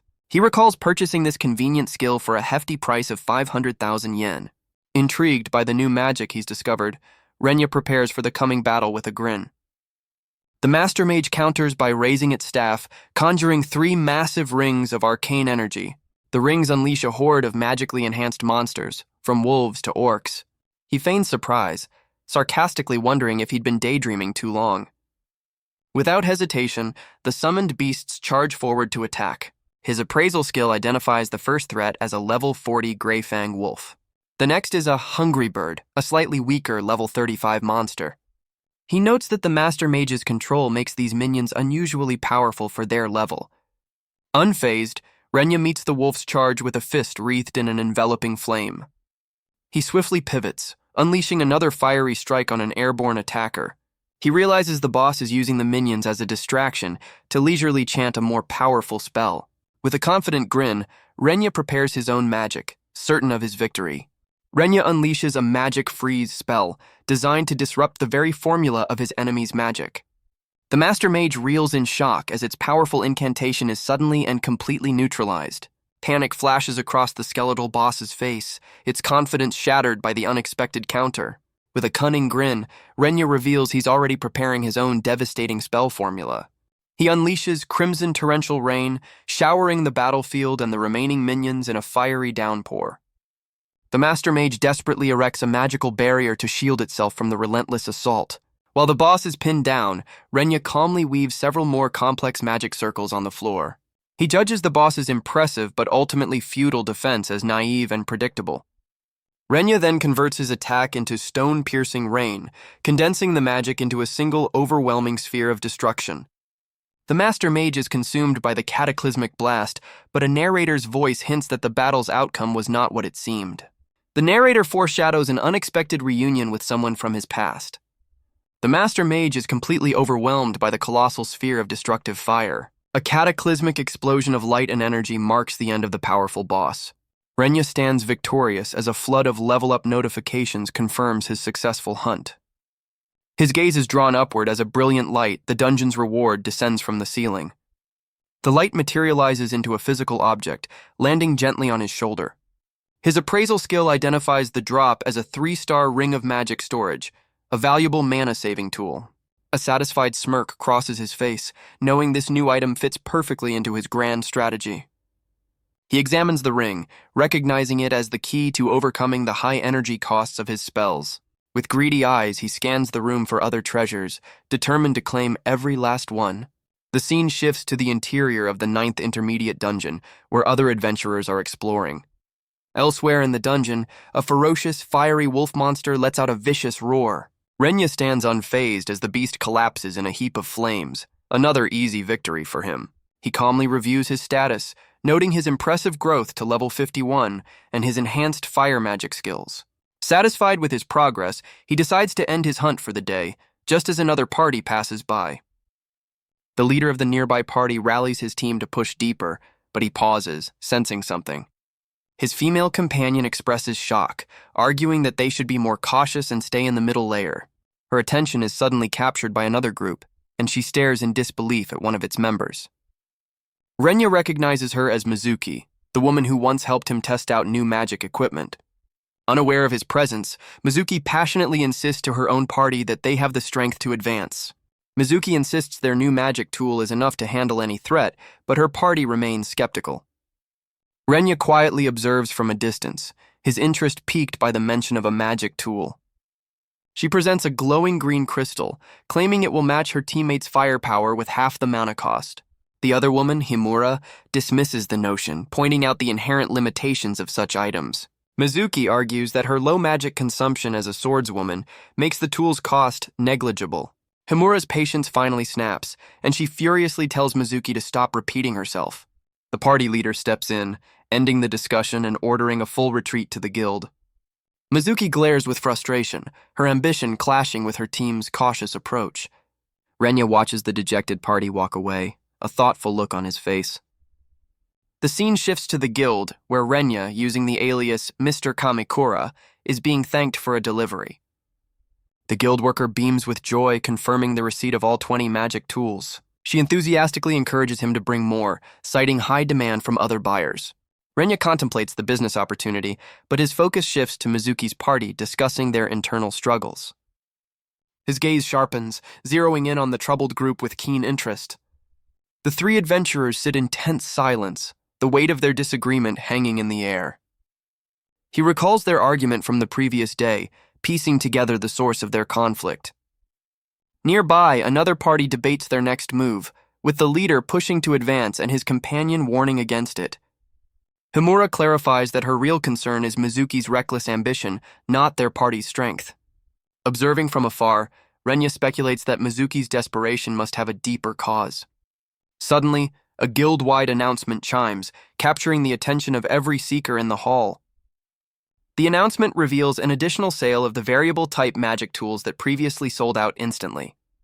The news of a restock sends a shockwave through the guild, directing interested seekers to the reception desk. A frenzy erupts as adventurers swarm the counter, some attempting to hoard the items while others cry foul. As the line descends into chaos, Renya watches from the side, surprised by the overwhelming demand for his creation. At their table, Himura connects the guild's commotion to the very magic tool Mizuki had championed. She muses that Mizuki must have cleverly purchased the items directly from the creator to use as leverage. Himura then declares her desire to have a serious talk with whoever is responsible for making the tools. Overhearing her, Renya calmly grants her wish, inviting her to speak her mind. Startled by the sudden voice, Himura turns around to confront the stranger behind her. Her eyes narrow with suspicion as she demands to know the identity of the man who just addressed her. With a confident smirk, Renya reveals he's the very creator of the magic tools she was just discussing. He waves off her apology, instead asking for details about Mizuki's situation, claiming a seller's curiosity. Her apologetic demeanor instantly vanishes, replaced by a sharp, suspicious glare. She confronts him directly, accusing him of trying to pry for information on her teammate. He internally questions Mizuki's desperation, concerned about the consequences if she over-relies on his magic tools. He thoughtfully considers the situation, realizing that a failure on her part would reflect poorly on his creations. After a moment of intense consideration, Himura's gaze hardens with resolve. She offers a deal. She'll share some information, but only if he promises to stop selling any more tools to Mizuki. To her surprise, Renya readily agrees to her condition with a simple smile. Himura begins to explain, revealing that Mizuki's reckless ambition is fueled by a burning desire to surpass a certain someone. The swordswoman reveals Mizuki's singular goal as a seeker is to surpass a specific rival. This intense ambition has made Mizuki reckless, willing to venture into deeper dungeon layers alone. Renya immediately grasps the lethal danger of her solo expeditions without needing it spelled out. She pleads with him to stop fueling Mizuki's recklessness, which endangers everyone around her. He notes the genuine, heartfelt concern she holds for her former teammate. Renya stands and agrees to her terms, promising to blacklist Mizuki from any future sales. Visibly relieved, the swordswoman closes her eyes and offers her sincere thanks. The scene shifts back to the middle layer of the 9th intermediate dungeon. Unaware of the deal, Mizuki is seen fighting alone, unleashing a powerful glowing sword strike. Her blade connects with a large goblin, which reels back from the force of the blow. She stands victorious amidst the fallen goblins, the lone survivor of a grueling battle. Her brief moment of peace is shattered by the sudden appearance of a figure from the corridor. It's Renya, who casually greets her as if they were meeting on the street, not a dangerous dungeon. Mizuki remains on guard as he claims to be merely an admirer of her hard work. A tense silence hangs between them in the torchlit hall as she sizes him up. He cuts straight to the point, revealing he knows about the rival she's so desperate to overcome. Betrayal flashes in her eyes as she immediately accuses her former teammate Sina of telling him. Renya corrects her, stating it was her party leader who shared the information, leaving Mizuki speechless. Her hand instinctively tightens around her sword's hilt, furious at her leader's disloyalty. He bluntly warns her that this path will lead to her death, a fact she defiantly claims to already know. She passionately declares she must surpass her limits to reach her sister, then questions his presence in the dangerous dungeon. He casually waves off her concern, which she misinterprets as him mocking her ambition. Her anger subsides into weary resignation as she asks if he's just another person trying to hold her back. Renya completely subverts her expectations, stating he has no intention of stopping her, leaving her baffled. His inner demon lord persona recalls that dungeons are meant for overcoming threats, finding the idea of safety utterly boring. In his mind, Renya is ecstatic, finding Mizuki's relentless pursuit of power to be the most exciting thing possible. Stepping forward, he internally praises her admirable spirit for challenging the impossible. With a knowing smirk, he gives her his official approval, speaking as the Demon Lord himself. Mizuki is left speechless, trying to comprehend his bizarre and unexpected encouragement. A glimmer of hope appears in her eyes as she asks if he truly supports her reckless path forward. Renya quickly clarifies that her understanding is not quite right. He crushes her hope, stating he only respects her spirit while calling her actions thoughtless trash. Mizuki's expression darkens, her fury ignited by his brutal honesty. She snaps, grabbing him by the collar and demanding to know if he's looking for a fight. Mizuki furiously calls him out for his contradictory and confusing statements. Unfazed by her outburst, he gently takes her hand, commanding her full attention. He lectures her that true strength requires both immense effort and careful thought.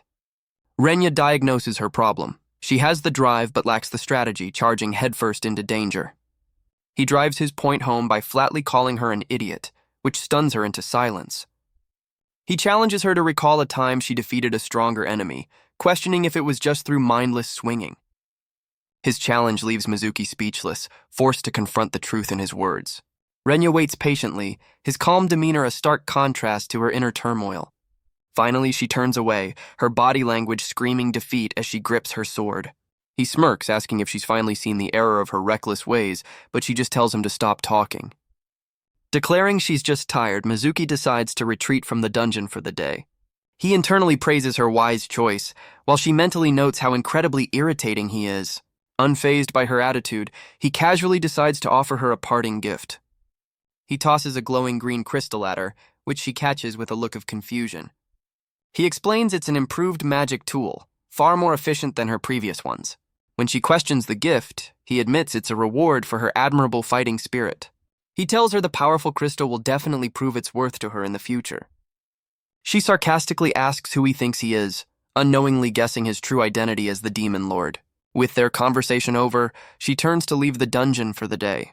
As she walks away, a subtle, almost grateful smile appears on her face. Renya smirks, knowing he cleverly bypassed his promise by gifting her the item instead of selling it. Mizuki continues her solitary journey back through the torchlit stone corridors. She reflects on their encounter, realizing just how strange and unpredictable Renya truly is. Looking down at the crystal, she grips it tightly, accepting his bizarre form of help. She suddenly stops in her tracks, sensing an odd disturbance in the dungeon's atmosphere. Elsewhere, a man monitoring the dungeon notices a dangerous and unusual spike in the mana flow. She stumbles upon a dark, ominous hole in the wall, revealing a path beyond. Realizing it's an unmapped route, she suspects she's found a hidden area in the dungeon. The prospect of powerful loot and rapid growth fills her with a rush of excitement.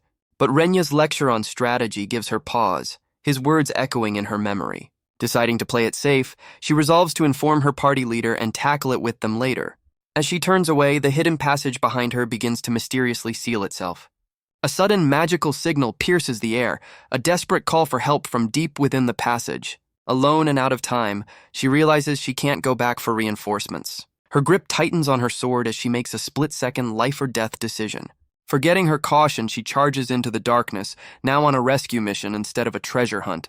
She arrives to find the source of the signal, a horde of high-level monsters. An entire party of adventurers is trapped, hopelessly outnumbered and running out of magic.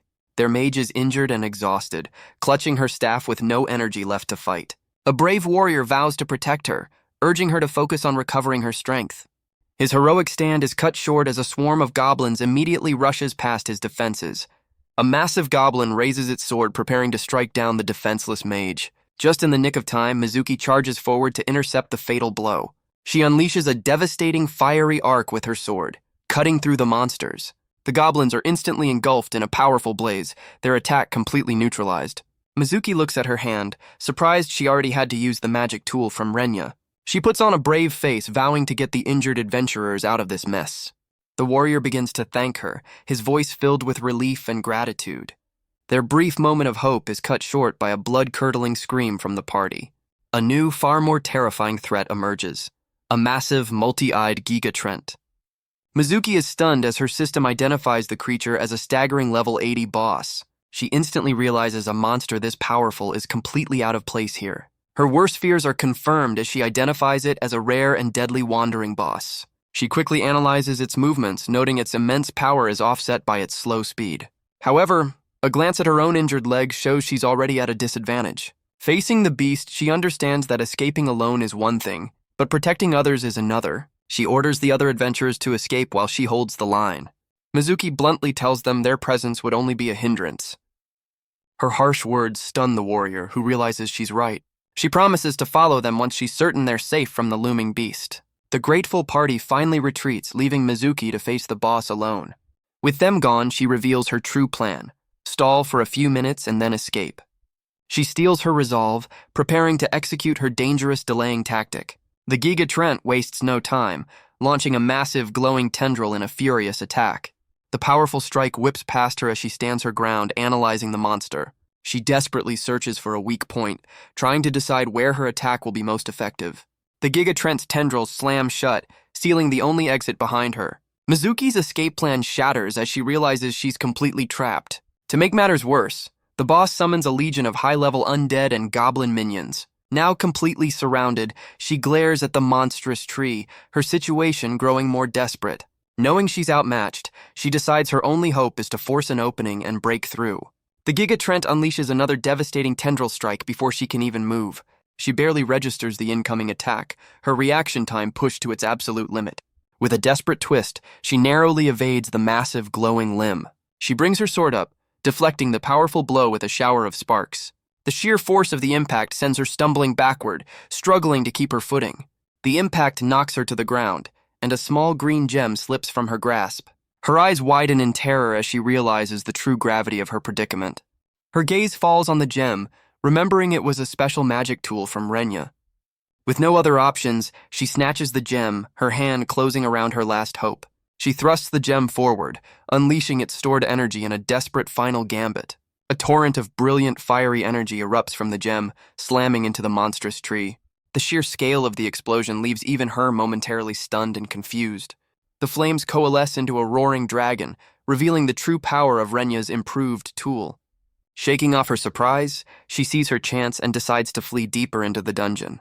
Panting from the effort, she stands in the newly cleared path, the immediate threat now behind her. She catches her breath, knowing she escaped the monsters but is now completely lost. Her flight leads her to a mysterious chamber, where a strange sword pulses with dark energy. She wonders if the ominous blade is the reward for discovering this hidden area. Believing it could be the key to her survival, she cautiously reaches out to claim it. As her hand nears the hilt, a sinister voice echoes from the sword, revealing it has been waiting. Mizuki freezes in shock, completely caught off guard by the sentient weapon. Before she can pull back, the dark aura surges from the sword and begins to envelop her. She feels the ominous magic invading her body and desperately tries to fight its influence. The mysterious voice coldly informs her that any attempt to fight back is useless. Her body convulses as the dark power completely engulfs her, taking control. The voice from the sword speaks through Mizuki's body, expressing its long-awaited freedom. Now in complete control, the entity reveals its burning desire for revenge against an unknown group. Elsewhere in the dungeon, Renya is alerted by a desperate cry for help. He spots the warrior from before, who is frantically searching for a high-ranked adventurer.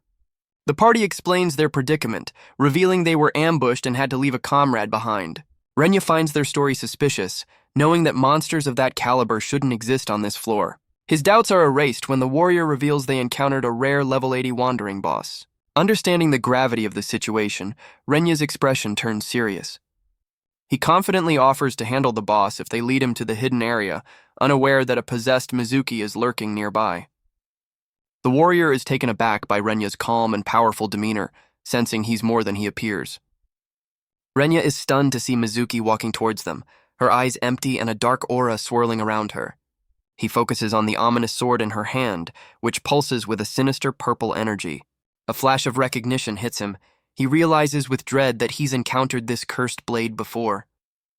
Meanwhile, the warrior from the other party shouts in relief, overjoyed to see his comrade seemingly safe. He eagerly points her out to Renya, explaining that she's the brave adventurer who saved them all. One of the grateful party members rushes forward, tears of relief welling in her eyes. She clasps her hands, about to thank Mizuki for her heroic sacrifice. But the possessed Mizuki glares back with chilling indifference, issuing a cold command for them to leave. The adventurer freezes, completely bewildered by the hostility from the person who just saved her life.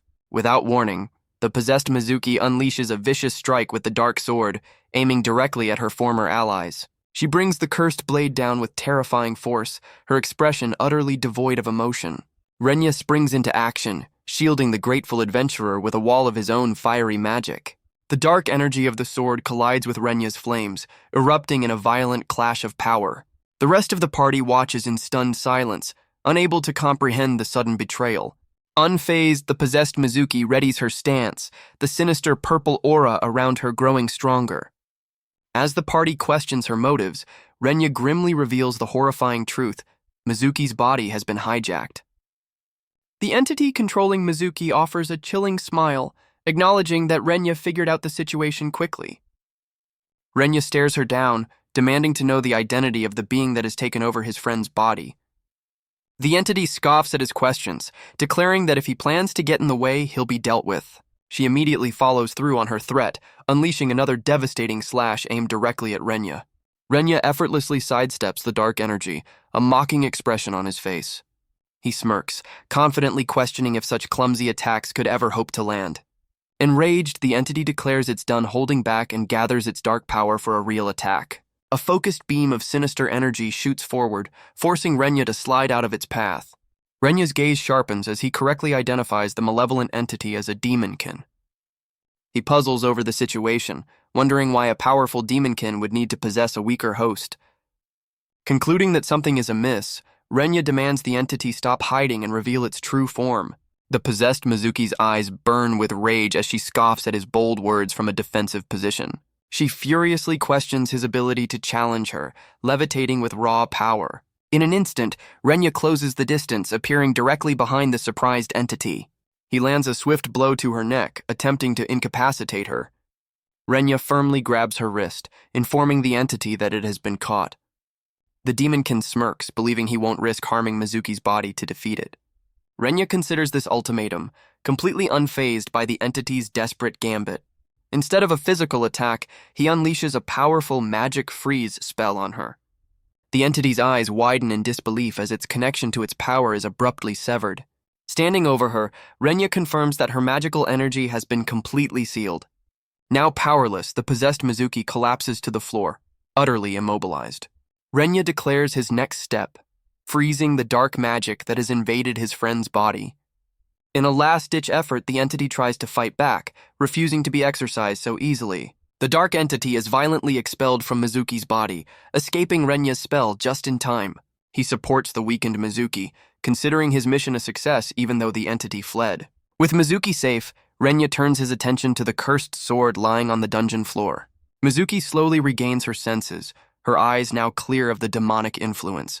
Completely disoriented, she asks Renya why he's in the dungeon with her. As fragmented memories return, she realizes her body was hijacked, but Renya tells her to rest for now.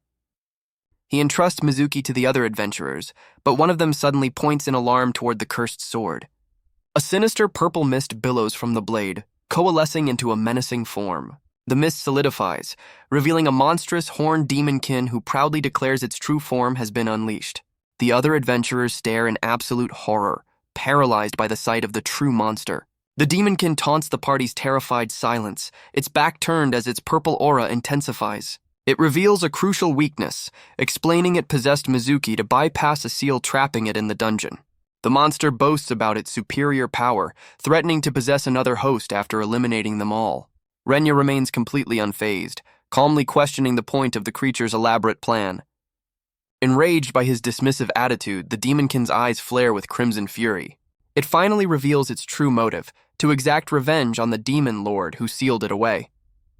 Renya listens intently, a flicker of understanding crossing his otherwise stoic face. With a sudden intense gaze, Renya calmly identifies himself as the very demon lord it seeks. Unhearing, the demonkin reaffirms its vow of vengeance against the great demon lord. A flashback to the demon realm shows the cursed sword as a mysterious voice questions an intruder's presence. The flashback reveals the former demon lord intending to subjugate the powerful demon sword sealed in the land. The sword spirit manifests as a shadowy warrior, demanding the intruder prove his strength in combat. A completely one-sided battle unfolds between the demon lord and the sword's entity. The Demon Lord easily dominates the fight, showcasing his superior power against the spirit. Defeated, the spirit acknowledges the Demon Lord's overwhelming strength and accepts him as its true master. The Demon Lord, revealed to be Renya's past self, smirks as he graciously accepts the sword's allegiance. He firmly grips the hilt, sealing their new partnership and looking forward to their future endeavors. In the present, the Demonkin recounts their days fighting side by side before the Demon Lord took the throne. It bitterly remembers a specific, unforgettable day when their partnership was broken. The memory reveals the Demon Lord in his treasury, deciding to place the sword in a hidden area as a drop item. In the flashback, the sword's spirit reacts with utter shock to the Demon Lord's casual declaration. The spirit trembles, unable to comprehend why its master would suggest such a thing. The Demon Lord explains he's simply choosing rewards for a new dungeon, infuriating the sword further. He reasons that since he rarely uses the sword anymore, it's perfectly suited for its new role as a prize. The Demon Lord even plans to place it on a cool pedestal, completely ignoring the sword's desperate pleas. Back in the present, the Demonkin roars, furious at the memory of being sealed away by its own master. Renya's eyes widen as a crucial piece of the puzzle finally clicks into place. He calmly addresses the monster by its true name, Gram, leaving the Demonkin stunned. With a serious expression, Renya acknowledges their complicated history, but decides to deal with the present first. He nonchalantly scolds Gram for abandoning its post as a dungeon reward, leaving the Demonkin utterly baffled. Gram struggles to compose himself, his monstrous form shaking with disbelief at Renya's casual attitude. The Demonkin dismisses Renya's words, unleashing a powerful aura and vowing to destroy anyone who stands in his way. His immense magical pressure instantly overwhelms the other adventurers, who are caught in a vortex of dark energy. One by one, the party members succumb to the overwhelming power and fall unconscious. Renya calmly observes his fallen comrades, noting they are too weak to withstand Gram's demonic energy. Gram gloats over Renya's apparent predicament, confident that he now holds all the cards. Ignoring the threat entirely, Renya casually questions why Gram's blade has changed color from its original grayish tone. He explains the color change is what delayed his recognition, prompting Gram to reveal his intense hatred dyed the blade itself. The Demonkin snaps back to reality, furious that Renya has derailed his dramatic monologue with trivial questions. Just then, Mizuki regains consciousness, and Renya observes that her ordeal has granted her some resistance to the demonic power. Mizuki recoils in terror, overwhelmed by the sheer scale of the demon's power. She recognizes Gram's magical aura as something far beyond what even an A-rank seeker could handle. Renya calmly considers Mizuki's warning, admitting that Gram's current power might exceed his own. Yet a smirk crosses his face as he remembers making this very demon his subordinate in his past life. With a glint of excitement in his eyes, he confidently decides he will do it again. Gram is suddenly taken aback, recognizing a familiar and terrifying bloodlust emanating from Renya. Enraged and confused, the demon unleashes a powerful attack, vowing to destroy his former master. Renya effortlessly sidesteps the black flash blade, moving with impossible speed. The devastating slash of dark energy misses its target, carving a deep scar into the dungeon wall. Mizuki stares in absolute horror at the immense damage caused by the single missed attack. Renya calmly points out that immense power is meaningless if it can't land a single hit. Infuriated by the taunt, Gram prepares to unleash an even more devastating assault. He executes a new technique, sending 5 consecutive slashes of dark energy toward his target. Renya remains perfectly still as the multiple deadly blades of energy converge on him. The attacks detonate with immense force, creating a violent explosion of dark power. Gram laughs, convinced of his victory, but Renya's voice cuts through, stating he was never hit. The smoke clears to reveal Renya completely unharmed, leaving Gram utterly stunned and in disbelief. He explains that he simply dodged through the gaps between the flashes by observing the flow of magic. Renya sighs with disappointment, finding it almost insulting that Gram thought such a move would work. Deciding it's his turn to get serious, Renya summons his own power, enveloping himself in intense flames. With a burst of speed, Renya closes the gap, his fiery presence stunning the massive demon. Gram stumbles back, unable to comprehend the overwhelming power emanating from his former master. Renya unleashes a devastating punch, sending a shockwave of fire through Gram's body. The demon roars in fury as Renya holds his ground, his fiery fist still buried in its chest. Fueled by pure hatred, the demon vows to make his former master pay for the humiliation. The demon gathers his dark energy once more, preparing for a final desperate assault. As a blade of pure darkness slices down, Renya's expression remains utterly stoic. He answers by channeling an incredible amount of fiery energy into a single decisive punch. A flurry of blazing fists hammers into Graham, each impact a starburst of pure power. Battered and overwhelmed, the demon can only grunt in pain as the onslaught continues. Renya's eyes narrow as he prepares to deliver the final blow of his combination. He drives his fiery fist deep into the demon's chest with overwhelming force. The impact sends Graham reeling backward, his monstrous form shuddering in agony. Without pause, Renya uses his magic to instantly construct a new, even more powerful attack. A colossal spear of transcendent flame materializes and skewers the demon, who cries out in pain. The spear detonates, engulfing the entire area in a massive, fiery explosion. As the smoke clears, Mizuki asks if it's over, but Renya's grim expression reveals the fight is not yet won. A shadowy figure emerges from the blast, surrounded by a sinister, pulsating dark aura. Graham's eyes blaze with pure, unadulterated rage, having survived the devastating attack. The demon challenges his former master once more, promising to unleash his true power. Graham stands defiantly, his demonic form radiating an immense dark pressure that shatters the ground. He reveals his trump card, forbidden magic once wielded by the great demon lord, now sealed within him. Renya remains completely unfazed, his expression hardening as he assesses the new threat. Mizuki, however, is terrified by the sheer number of high-level spells being unleashed at once. The narrative explains that the magic sword, Graham, possesses the unique ability to store spells. A flashback reveals Renya in his past life, explaining how he used this very technique to seal magic into the blade. Back in the present, Renya smirks, recognizing his own old trick being used against him. Graham unleashes the stored power, claiming it's the might of the demon lord himself. But Renya is already a step ahead, countering with his own brilliant blue magic. He summons a colossal blade of energy from the ground, splitting the dungeon floor with its raw power. Renya calmly observes the immense destructive power, noting it far surpasses Graham's earlier efforts. The demon smirks, dismissing his devastating assault as a mere greeting before the real fight. Graham unleashes a barrage of spells, determined to leave no room for error this time. A colossal sphere of fiery red energy descends upon Renya, threatening to incinerate him. Renya effortlessly sidesteps a swirling blade of green magic, another spell in the relentless onslaught. He remains unfazed as tendrils of dark energy whip past him, part of the multi-pronged magical assault. The dungeon wall erupts as another one of Graham's powerful spells finds its mark, showcasing the raw force. Floating menacingly, Graham continues to orchestrate his symphony of destruction with a confident grin.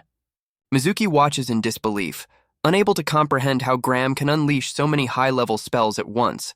Her shock turns to awe as she wonders about Renya's true identity, the man who can somehow dodge it all.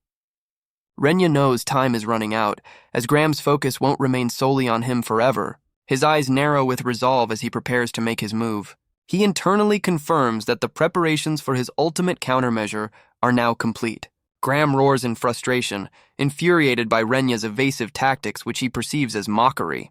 The demon is suddenly bewildered as Renya's silhouette strangely reminds him of the former demon lord. He tries to dismiss the thought, noting that Renya's appearance and abilities are completely different. The demon's face contorts in a furious snarl as he rejects the unsettling thought. He screams in absolute denial, refusing to accept the possibility he's facing. To silence his own doubts, Graham summons an array of powerful magic circles, vowing that Renya could never be the great demon lord. Mizuki gasps in horror, realizing Graham is about to activate every single spell at the same time. Mizuki desperately pleads with Renya to abandon the fight and save himself from the overwhelming attack. Renya calmly rejects her plea, leaving Mizuki utterly stunned by his unwavering resolve. She tearfully reminds him of his own lesson about the foolishness of reckless battles. Renya turns to her, explaining there's a crucial detail she has completely misunderstood. He clarifies that his rule about avoiding reckless fights only applies when the opponent is stronger. Enraged by the implication, Graham furiously questions if Renya truly believes he is the weaker one. With a condescending smirk, Renya mockingly congratulates the demon for finally figuring it out. Pushed past his breaking point, Graham roars that he will obliterate his former master without a trace. The demon raises a clawed hand, gathering the full might of his forbidden magic for the final assault. He unleashes his ultimate attack, the infinite magical barrage, activating all his stored spells at once. Graham is stunned as his ultimate attack fails to launch, the magic circles fizzling out before him. Renya smirks, revealing he has effortlessly seized control of the demon's spells. The demon reels in shock, unable to believe the flawless spells of the great demon lord could be stopped. With a glowing red eye, Renya clarifies that the weakness was never the magic, but Graham himself. As Graham seethes in confusion, Renya prepares to deliver a final humiliating lesson. He begins to explain the methods of spell hijacking, the first being with the creator's explicit permission.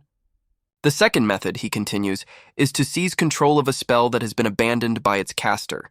But Renya reveals there is a third, far simpler way to command the magic Graham wields. The ultimate trump card is to simply use a spell that you personally created in the first place. The horrifying truth finally dawns on Graham, realizing the man before him is the original creator of his power.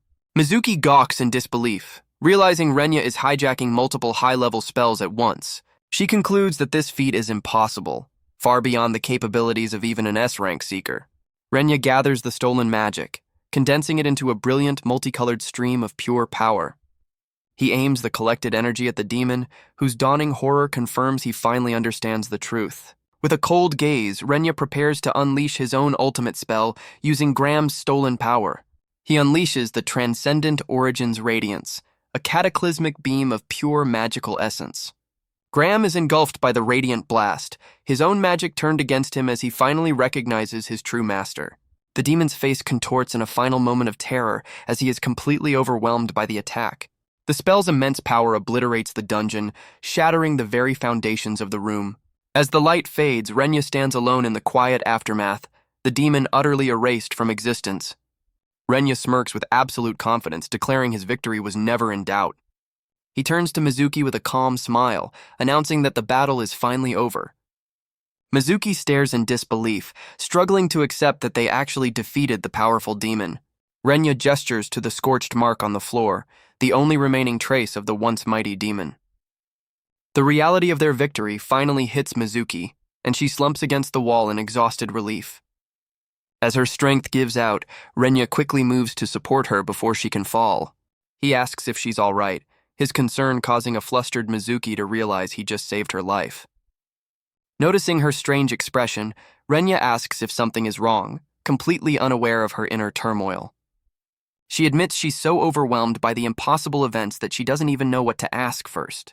Mizuki retorts that he's the last person who should be calling anyone strange, given the impossible power he just displayed. Renya's casual demeanor leaves Mizuki staring at him, a new thought dawning on her. She realizes he called her by her first name during the fight, a detail that didn't escape her notice. Flustered, she quickly asks if she can also call him by his first name in return. Renya coolly agrees, giving her permission to address him however she wants. A blush spreads across Mizuki's face as she prepares to thank him properly. With a heartfelt smile, she sincerely thanks Renya for saving her life. He accepts her gratitude, then casually asks for her last name, which he's just realized he never learned. Mizuki's expression darkens as she hesitantly reveals her family name is Isaka. She formally introduces herself as Isaka Mizuki, her tone now laced with a strange tension. Renya simply compliments her name, leaving Mizuki shocked by his completely unfazed reaction. Renya is genuinely confused by her shocked expression, asking what's wrong. Mizuki quickly changes the subject, insisting they need to check on their unconscious teammates. A dark sword suddenly materializes on the ground, radiating a sinister purple aura and calling out to its lord.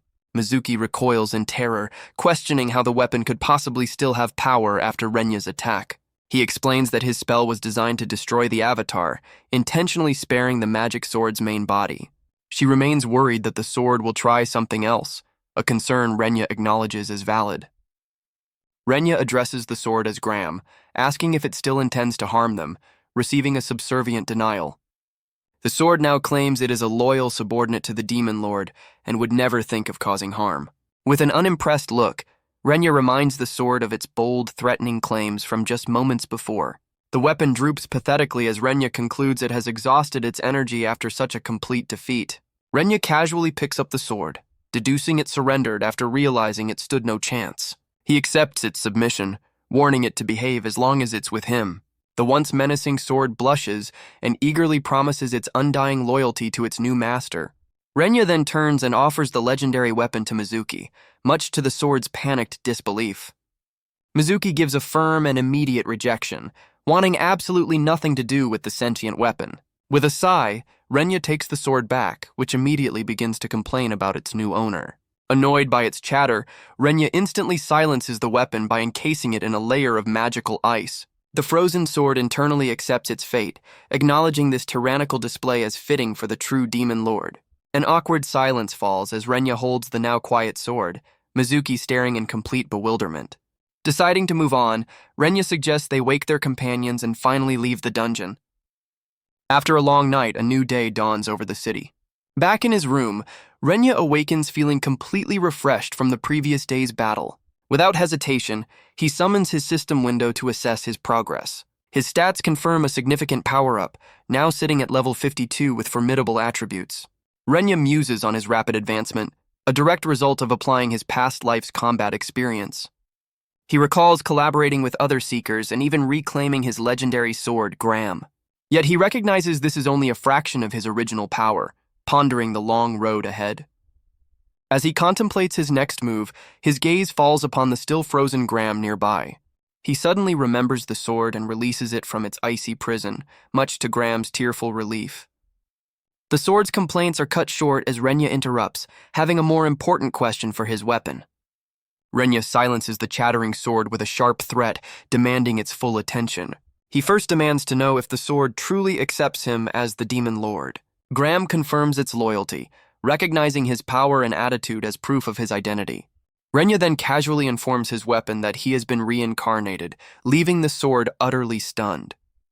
He clarifies that he wasn't just transported to another world, but reborn on a planet called Earth. The former demon lord reveals he's lived as a human for 20 years, only recently remembering his true self. He explains his current state, admitting he's rebuilding his immense power from the very beginning. With the explanation over, Renya posits that the dungeon's arrival must have caused a huge magical disturbance. He presses Graham for any memories it might have of this large-scale magical event. The sword admits that its long period of being sealed has dulled its senses, making it difficult to recall such details. Graham apologizes for its limited memory, but Renya is thoroughly unimpressed. He bluntly calls the sword useless, which earns him an indignant reminder that he's the reason it was sealed. Deciding the sword is no help, Renya resolves to investigate the new demon lord's identity himself. His train of thought is broken by his phone buzzing with a message from Mizuki. He recalls their exhausted party agreeing to go their separate ways to rest after the dungeon. Before they left, however, they had exchanged contact info, and he knew she had more to say. Seeing her message, Renya decides to meet her without a second thought. He quickly replies, suggesting they meet at a cafe later that day. True to the plan, Mizuki is already waiting for him at the cafe, sipping her drink. Renya walks in and she greets him, kicking off their much-anticipated meeting. Renya casually greets Mizuki, confirming he's arrived for their meeting. After settling in with their drinks, Mizuki starts the conversation by asking if he got any rest. She admits she couldn't really rest, prompting a curious look from Renya. Mizuki explains that after they parted ways, she met up with her party members. Renya correctly recalls Hiragi as the leader and asks if they gave her a hard time. With an embarrassed smile, she confesses that her team found out about the dungeon incident and scolded her. He smirks, realizing news of their adventure had spread, though she clarifies they only know the basics. The mood suddenly shifts as Mizuki gets to the real reason for their meeting, putting him on the spot. He plays dumb, questioning what she could possibly mean by her intense inquiry. Mizuki's expression hardens as she demands he stop feigning ignorance. Mizuki recalls his overwhelming power, stating that even without any special tools, he is far from ordinary. She can't believe someone capable of such feats could be just a regular seeker. Getting to the point, she asks why the legendary sword called him the Demon Lord. Renya realizes that to answer her, he'll have to reveal the entire truth. After a moment of thought, he decides there's no compelling reason to deny it. He casually tells a stunned Mizuki that he only kept quiet because no one ever bothered to ask. She stares back in disbelief, questioning if he's truly being serious about such a revelation. The tension mounts as she leans forward, anxiously awaiting his full confession. Renya prepares to put it simply, while Mizuki nervously anticipates the bombshell. With a confident sparkle, he calmly confirms that he is, in fact, the Demon Lord. Mizuki sits in stunned silence, completely floored by his casual confession. He elaborates, revealing that in a past life, He was the demon lord of an entirely different world. Her brain finally reboots, her expression screaming disbelief at his outlandish claim. She tries to process his story about reincarnating on Earth and only recently regaining his memories. Mizuki's suspicion takes over as she bluntly asks if he's just a teenager with grandiose delusions. An awkward silence descends upon the cafe table as Renya lets her accusation hang in the air. Flustered, she assumes he's just dodging the question with a wild story and tells him not to force an answer. She internally concludes that their lack of trust is the real reason he won't tell her the truth. Renya notices her strange shift in mood, while she quickly insists that everything is fine. With a sudden, bright smile, Mizuki thanks him, declaring that she now understands everything perfectly. Renya is left baffled by her conclusion, but decides not to press the issue. He figures if she's happy with her own interpretation, he'll just let the matter rest. The scene changes, showing Renya has since entered the middle layer of the 9th intermediate dungeon. He's now facing high-level monsters like the ground lizard and sharpening wolf. Despite the danger, Renya stands calmly in the dungeon, ready for a fight. He notes with satisfaction that the monsters are getting stronger, signaling good progress. Just as he's assessing the situation, Graham's voice suddenly calls out to him. The demonic sword pleads with its master, desperate to be used in the upcoming battle. Renya finds the sword's eagerness annoying, but extends his hand to summon it anyway. He calls its name, and Graham eagerly materializes in his grasp, cloaked in dark, powerful energy. With a confident smirk, Renya grips the demonic sword, its dark energy swirling around the blade. The sharpening wolf and ground lizard bare their fangs, their glowing red eyes locked on their target. The monsters lunge forward, launching a coordinated attack on the seemingly outnumbered seeker. Unfazed, Renya activates a physical enhancement skill, cloaking himself in a fiery aura. He channels his newfound power into Graham, causing the demonic blade to glow with intense heat. In a single devastating swing, he unleashes a fiery arc of energy that engulfs both creatures. The battle ends in an instant, with the two high-level monsters lying defeated at his feet. Renya inspects the sword, admitting its sharpness and magic efficiency are better than he expected. Graham's ego swells with the praise, proudly declaring itself the best sword in any world. Annoyed by the sword's boasting, Renya coldly threatens to break it if it doesn't quiet down. The humbled sword falls silent, but Renya acknowledges it's an exceptionally useful weapon for the time being. His true objective is revealed: to conquer the dungeons and confront the entity responsible for their existence on Earth. With Graham in hand, he smirks, confident he'll clear this dungeon ahead of schedule, much to the sword's delight. After silencing the boastful sword once more, Renya continues his solitary advance into the dungeon's depths. He soon arrives at the deep layer of the 9th intermediate dungeon, a far more dangerous zone. New monsters emerge, but Renya casually parries a powerful blow from a brutish creature. He counters with a devastating fiery slash, slicing through another beast with ease. Standing amidst the fallen creatures, he feels his level is still insufficient, prompting the sword to question his methods. Renya gives the sword a look that speaks volumes, forcing Graham to quickly retract its comment with a flustered apology. He calmly explains that this grind is a necessary step to prepare for the much harder advanced dungeons. He clarifies that to access advanced dungeons, he must first conquer the boss of this intermediate one. Renya knows that advanced dungeons have a steep entry requirement. Every party member must be at least level 100. He reflects on how few seekers have reached that pinnacle in the 10 years since dungeons appeared on Earth. Considering only 1/500 seekers exist in Japan, he notes that even the most gifted take 5 to 6 years to reach the advanced tier. A mysterious female figure flashes in his mind as he recalls the fastest record is under a year, a goal he seems to be aiming for. Deciding to check his own progress, Renya summons his holographic status screen. The screen displays his impressive stats at level 54, highlighting his lack of a formal class but powerful magic skills. He concludes that grinding his level to around 70 is the next logical step in his plan. Renya confidently believes his superior technique will more than compensate for any remaining level disadvantage. He also reveals his ambition to collect various magic attributes, finally asking the sword if it grasps his grand strategy. Graham is overcome with admiration, finally comprehending the depth of its master's grand strategy. Satisfied that the sword is on the same page, Renya turns his attention to the next monster. With a determined grin, he declares it's time to systematically continue his conquest.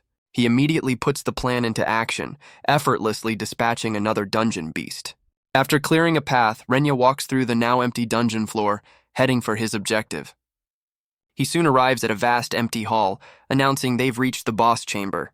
Renya recalls that this room has a special gimmick that is supposed to reveal a hidden passage. When the sword questions his sudden pause, he directs its attention toward the far wall. He points out a large, shadowy doorway that shouldn't be visible yet. Renya realizes with a shock that the hidden door is already open, meaning someone else has already cleared the gimmick. Renya tries to recall the tedious condition for opening the hidden door as the sword questions him. He remembers the ominous name of the trial, the blood-soaked banquet. The challenge required defeating 100 monsters inside the hall within a 24-hour window. This meant luring countless creatures from other parts of the dungeon, a monumental effort for any party. He grips his sword, annoyed at the sheer hassle someone must have gone through to complete the task. Renya senses the sword's thoughts, prompting Graham to nervously feign ignorance. He finds it strange as the solution to this complex gimmick hasn't been made public yet. The sword points out that seekers usually share such valuable information for rewards. Renya deduces the previous party chose to keep the lucrative hidden treasures for themselves. He dismisses the matter, understanding that greed is a natural motivator for any seeker. The real issue, he realizes, is whether the hidden boss has already been defeated by the previous party. He's more concerned about the valuable skill the boss grants, hoping it hasn't been claimed yet. Deciding speculation is useless, he resolves to enter the passage and see the situation for himself. He steps into the hidden area, a grim cavern known as the blood-soaked netherworld. To his surprise, the vast menacing cavern is completely empty of monsters. He finds this odd, as the powerful creatures native to this area should have attacked him on sight. The ever-eager sword Graham chimes in, claiming to know the simple reason for their absence. It proudly declares that the monsters are simply terrified of Renya's overwhelming dark aura and wouldn't dare approach. Renya dryly reminds the sword that it failed to notice this same aura when it attacked him upon their first meeting. Flustered, the sword dismisses it as a misunderstanding and quickly changes the subject, pointing towards a sudden noise. Renya's attention is drawn to a flash of light and sound coming from a nearby passage. He cautiously peeks around a rock pillar to investigate the disturbance. His eyes widen in surprise as he recognizes the scene unfolding before him. A small, spherical drone hovers in the air, clearly recording the events. Suddenly, two vicious-looking killer bats materialize, their eyes glowing with malice. The bats dive towards a young woman with blonde hair who seems to be their target. Unfazed, the girl smirks and readies her sword, brimming with confidence. She leaps into the air, unleashing a graceful and powerful slash of light at the creatures. The bats are dispatched in an instant, leaving behind a single magic core. She strikes a cheerful pose for the drone, revealing she's a streamer broadcasting her dungeon run to an audience. The streamer, known as Kodaman, signs off with a bright smile, promising her audience more action. She then turns to the floating magic core, her curiosity piqued as ominous eyes watch from the darkness. With a confident wink, she assures her viewers that she's far from finished with her run.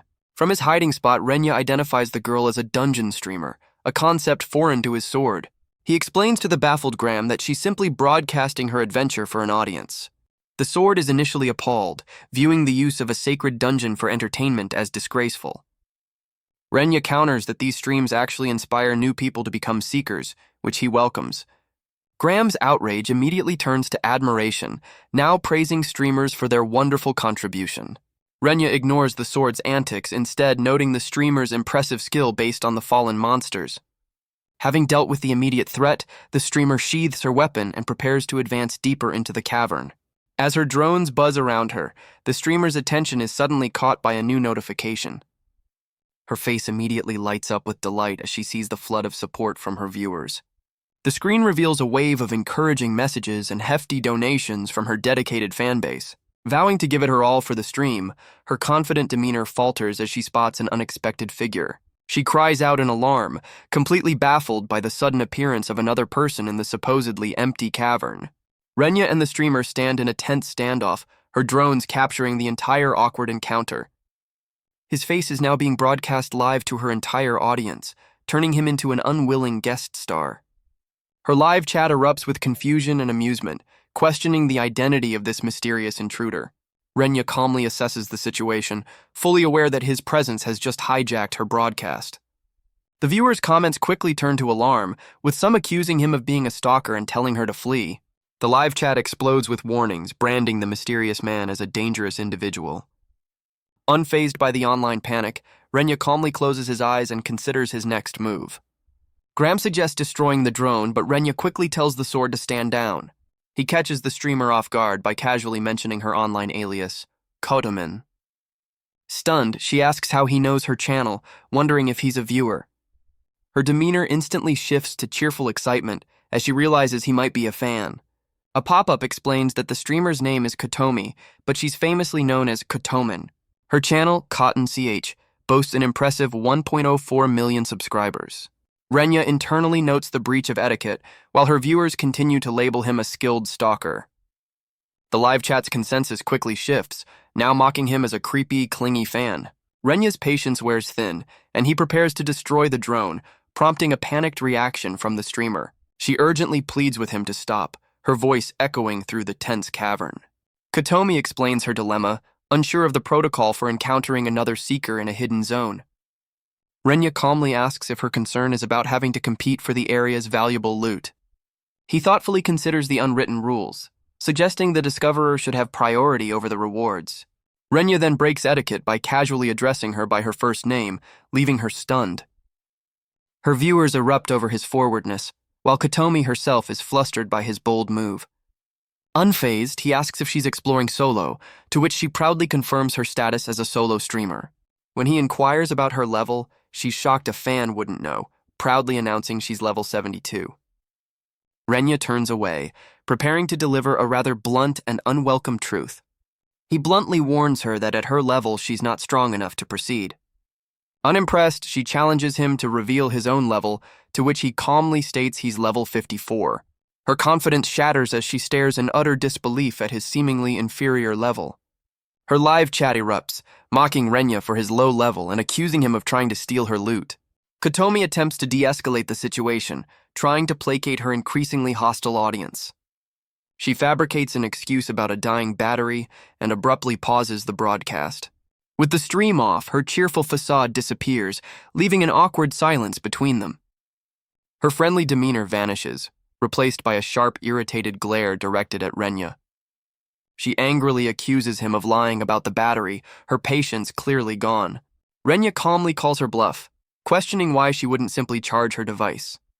Kotomi angrily accuses him of interrupting her stream, while Renya internally notes her true nature is showing. She reveals her frustration stems from having paid a hefty sum for the information on this hidden area. Renya questions if she discovered the zone herself, forcing her to admit she bought the intel. He bluntly calls her exploration staged, which she defensively refutes, insisting it's a genuine first-time run. Renya silently agrees it's her first time, citing her recklessness as proof. But he has another point to make. He then criticizes her poor preparation, pointing out that even a staged run requires proper research. Flustered and cornered, she lashes out, telling him to stay out of her way and mind his own business. With a final glare, she turns her back on him and proceeds further into the dangerous cavern alone. Renya watches her go with a grim and unimpressed expression, knowing she's making a mistake. He delivers a silent, chilling prediction that if she continues, she will not survive. Annoyed, Kotomi stomps deeper into the cavern, brushing off her frustrating encounter. She defiantly recalls his warning, convinced he can't possibly understand her motivations. Driven by a powerful dream, she vows to push forward, refusing to let his words deter her. A sudden realization strikes her as she turns her attention back to one of her floating drones. With a quick tap, she restarts the broadcast, her cheerful streamer personality instantly returning. Her viewers flood the chat with relief and encouragement, eagerly awaiting the rest of the exploration. She enthusiastically announces to her audience that the adventure is back on. Her resumed exploration is immediately met by a menacing group of high-level monsters. Without a hint of fear, she leaps into action, charging headfirst toward a towering skeletal mage. She unleashes a powerful slash with her sword, determined to prove her strength to everyone watching. She playfully poses for her drone after dispatching some minor monsters, keeping her audience entertained. Fueled by determination, she sprints deeper into the dungeon, leaving the defeated creatures behind. Her eyes widen in astonishment as she stumbles upon something completely unexpected. She enters a magnificent gilded hall, immediately recognizing it as the hidden boss chamber. The sheer scale of the room is breathtaking, with ornate carvings and a grand chandelier hanging from the high ceiling. Hyping up her viewers, she announces the impending boss fight and rallies them for support. Her excitement turns to horror as a powerful vampire boss materializes, gathering sinister red energy. The boss unleashes a devastating energy beam, forcing her to dive for cover just in time. Barely recovering, she senses another attack hurtling towards her from above. Using her appraisal skill, she realizes the boss's level isn't the issue, hinting at a far more complex threat. The appraisal reveals the boss is a level 65 Dark Realm vampire, a master of blood manipulation magic. Its sinister power conjures an entire arsenal of deadly weapons forged from pure blood. A storm of crimson blades rains down, forcing Kotomi to face the overwhelming assault. She quickly assesses the attack, confident that the projectiles are too slow to catch her. Channeling her power, she gathers crackling blue energy, preparing a lightning-based counter. Kotomi unleashes her Trace Lightning skill, sending a piercing bolt of electricity toward the vampire. The attack connects, but the boss has cleverly transformed into a smaller bat to mitigate the damage. Her audience erupts in cheers, convinced that her direct hit signals a swift victory. Playing to the camera, she winks confidently and rallies her viewers to follow her deeper into the fight. With renewed determination, she imbues her sword with lightning once more, preparing for the next phase. She unleashes her signature move, the Lightning Waltz, channeling immense electrical energy. She confidently strikes the vampire, still dismissing Renya's earlier warning as she fights. Renya watches from the shadows, knowing the recording of this fight will be her harshest lesson. Gathering all her power, she prepares to deliver a decisive, lightning-charged blow. Her attack is interrupted as a demonic bat creature appears from nowhere, startling her. A close-up reveals the boss's sadistic smile, a clear sign that this was all part of his plan. He stomps his foot on the ground, activating another terrifying ability. In a flash, he disperses into a swarm of monstrous bats, launching a coordinated assault. Her bravado shatters as she finds herself surrounded, completely unprepared for this new threat. Before she can react, one of the bats lands a vicious bite on her shoulder. She cries out as the demonic bats swarm her, inflicting multiple painful wounds. Her viewers panic, but Kotomi grits her teeth, trying to endure the agonizing pain. Putting on a brave face, she forces a smile and reassures her audience that she's fine.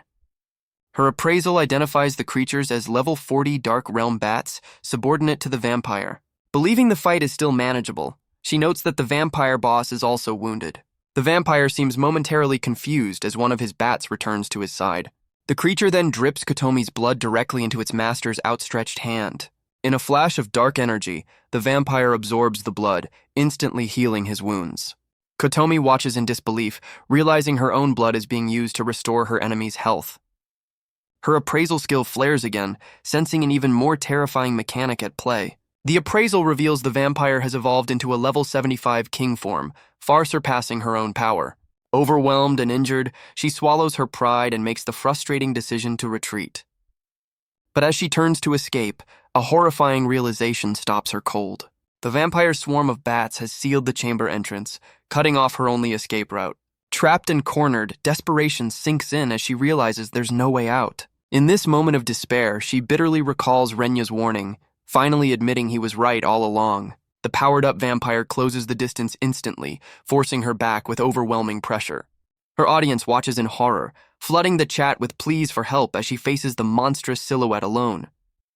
With tears in her eyes, she silently apologizes to her viewers, accepting that this is the end of her journey. Cackling with glee, the vampire gathers crimson energy in his hand, ready to deliver the final fatal strike. The vampire launches a massive crystal of dark energy, intending to end the fight. At the last second, a mysterious black sword shatters the deadly projectile, saving her life. Renya appears before her, calmly reminding her of the warning she chose to ignore. He steps between her and the boss, confidently asking for permission to finish the fight. Stunned and injured, Kotomi questions why he would save her after she treated him so poorly. Renya casually reveals he has been present since the beginning of the battle, leaving her utterly bewildered. A flashback shows him observing from the shadows as his spirit companion mocked Kotomi's arrogance. The spirit had questioned why they should help her at all, suggesting they let her face the consequences. Renya explains his true motive. To claim the boss reward, he needed to be present and deal the most damage. He admits he was just waiting for the perfect moment to step in, leaving Kotomi completely dumbfounded by his calculated plan. Renya brushes off her concerns, insisting they must act fast, as Kotomi tries to warn him of the boss's powered-up state. She advises him to wait out the boss's transformation, but he counters that a quick victory is the only real option. He confidently walks toward the enemy, leaving Kotomi utterly baffled by his seemingly reckless strategy. He explains with a grin that a stronger opponent means better rewards, viewing this as a golden opportunity. His strange choice of words puzzles her, but he quickly dismisses it as a habit from a past life. With a confident smirk, he raises his sword and prepares to face the Dark Realm vampire. The Vampire King snarls in fury, enraged by the new challenger's bold demeanor. It unleashes a powerful shockwave, commanding its swarm of bats to attack Renya. Renya calmly assesses the situation, deciding to eliminate the swarming minions first. He begins to cast a spell, conjuring 2 fiery magic circles to incinerate the incoming bats. He unleashes a complex, dual-activated fire spell called Crimson Torrential Rain. The spell launches a barrage of fire, instantly incinerating the vampire's bat swarm. The Vampire King watches in disbelief as his entire swarm is wiped out in a single devastating attack. With the minions gone, Renya calculates he has just 3 minutes before the boss's powerful form wears off. He smirks, fully intending to defeat the Vampire King long before the timer runs out. Kotomi watches from the sidelines, unable to comprehend the overwhelming power Renya just displayed. She recalls her own desperate struggle, shocked that he eliminated the very same bats with a single, large-scale spell. More astonishingly, she realizes his massive area of effect attack was so precise it completely avoided her position. Her amazement turns to disbelief as she questions how a level 54 player could possess such monstrous speed and power. Wasting no time, Renya prepares to unleash another powerful spell, deciding not to hold anything back. He instantly converts his power into a triple-layered, transcendent flame, shocking Kotomi with his overwhelming might. The Vampire King reels back as the intense flames scorch its body, much to the excitement of the viewers. Despite the powerful attack, Renya realizes the spell alone won't be enough to finish the boss before the time limit. Deciding to go all out, he conjures an enveloping flame in the palm of his hand. He then channels the fiery energy, concentrating the entire spell into his sword, Graham. With a determined glint in his eye, he concludes that even this combined power is still insufficient. He then commands his spirit sword, Graham, to unleash all of its stored magical energy for maximum firepower. The blade responds instantly, glowing intensely as it amplifies the fiery power to a new level. With his weapon now fully charged, he raises the blazing sword high, preparing to deliver the decisive blow. The Vampire King's arrogant fury turns to sheer terror as it senses the overwhelming power of the impending strike. Renya smirks, coolly daring the terrified monster to make its move. In a last-ditch effort, the Vampire King unleashes a final, desperate surge of crimson energy. Its body contorts and swells, taking on a more monstrous, berserker-like appearance for one last stand. The enraged beast lunges forward, claws bared, to clash with Renya's fully charged blade. Renya prepares to unleash the full power of his magic weapon, his sword burning like a star. He calls upon the weapon's true name, Livatane, as fiery power reflects in his determined eyes. The 2 combatants clash in a blinding explosion of fire that engulfs the entire chamber. The Vampire King is utterly defeated, its form disintegrating as it accepts its demise.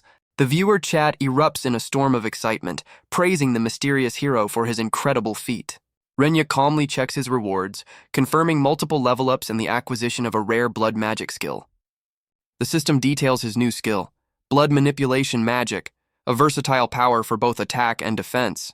Kotomi finally asks who he is, and he formally introduces himself as Kamakura Renya. She clarifies she wants to know more than just his name, still struggling to believe he defeated the boss alone. He nonchalantly confirms her suspicions, forcing her to accept the unbelievable reality of his victory. After a moment of hesitation, Kotomi nervously gathers the courage to speak to him again. With a bruised but genuine smile, she sincerely thanks him for saving her life. Her gratitude quickly turns to suspicion as she accuses him of lying about his level 54 status. Unfazed, Renya calmly offers to show her definitive proof of his current level. He reveals his status screen, showing he's now level 60, and casually explains he leveled up from the fight. Kotomi is left utterly speechless, staring at his stats in complete and total disbelief. Kotomi's mind reels, unable to process how a level 60 player could wield such power while remaining completely unknown. He coolly asks if she's convinced, and she reluctantly admits the undeniable proof leaves her no other choice. As Renya turns to depart, Kotomi desperately rushes to stop him, eager to get his contact details. She pleads for his social media info, but he vanishes into the night, leaving her behind as the scene shifts to his home. Back in his apartment, Renya unwinds after the long day, his spirit soared silently acknowledging his thoughts. Relaxing on his couch, he casually picks up his phone to check his messages. His expression turns thoughtful as he reads a new message that has just arrived. The next morning, Renya arrives at the designated meeting spot, the Bakuri Cafe. A text from Kotomi reveals she urgently needs to speak with him, prompting him to agree to the meeting. He scans the cafe's patio, searching for Kotomi, who is already there waiting for him incognito. Just as he wonders where she is, an enthusiastic voice calls out his name, getting his attention. He turns towards the sound, his expression calm but curious. He spots Kotomi waving eagerly, her face hidden behind a mask and cap as she thanks him for meeting her. Renya approaches her table, bluntly questioning her comically conspicuous disguise. She proudly explains her fame as a top streamer, claiming her disguise is necessary to avoid causing a public frenzy. When she accuses him of doubting her, he casually dismisses her concern, catching the attention of two nearby girls. His bluntness irritates Kotomi, just as the two girls begin to whisper excitedly amongst themselves. The girls seem to recognize someone, and Kotomi, noticing their stares, assumes they've spotted her. She smugly boasts to Renya that her fame is so great, she's recognized even with a partial disguise. However, her pride shatters as she overhears the girls excitedly identifying Renya as the legendary player, not her. Renya smugly comments on her long road to true fame as she hides her face in utter humiliation. After the embarrassing moment passes, Kotomi shifts the conversation to the real reason for their meeting. She gathers her composure, preparing to address the serious matter at hand. Kotomi sincerely thanks him once more, acknowledging that she owes him her life. Her expression turns anxious as she hesitates before revealing the more complicated part of her story. Renya calmly sips his coffee, correctly guessing that her gratitude isn't the only reason she called him. She nervously confesses that because her stream was still running, his face was broadcast to all her viewers. Overwhelmed with guilt, she bows her head in a deep and sincere apology for the mistake. Unbothered, Renya calmly states that simply being on camera isn't the real issue. He then questions why she didn't just delete the video, prompting a frustrated pout from Kotomi. Kotomi sheepishly tries to explain her reasoning, unable to meet Renya's deadpan stare. She confesses the video went viral and admits it feels like a waste to take it down now. Renya sighs, unimpressed by what he perceives as a streamer's typical opportunistic mindset. He begrudgingly admits a certain respect for her shamelessness as she fidgets nervously. Renya questions why she bothered meeting in person for something so simple. Her expression shifts to a sly smile, revealing she has another motive entirely. She leans forward, surprising Renya by revealing she has an urgent favor to ask. Confirming her intentions, she holds up her phone, displaying her streaming channel. Kotomi confidently proposes that he make an official appearance on her stream. He immediately understands it's a collaboration request, which she eagerly confirms. She excitedly explains that his viral fame makes a collaboration stream a guaranteed success. Renya dryly comments on her impressive audacity, moving from an apology straight to a business proposal. He bluntly rejects her offer, leaving Kotomi utterly shocked by his immediate refusal. Renya clarifies that he's only focused on getting stronger and has no time to waste on streaming. Desperate not to lose the opportunity, Kotomi clasps her hands and begs him to reconsider.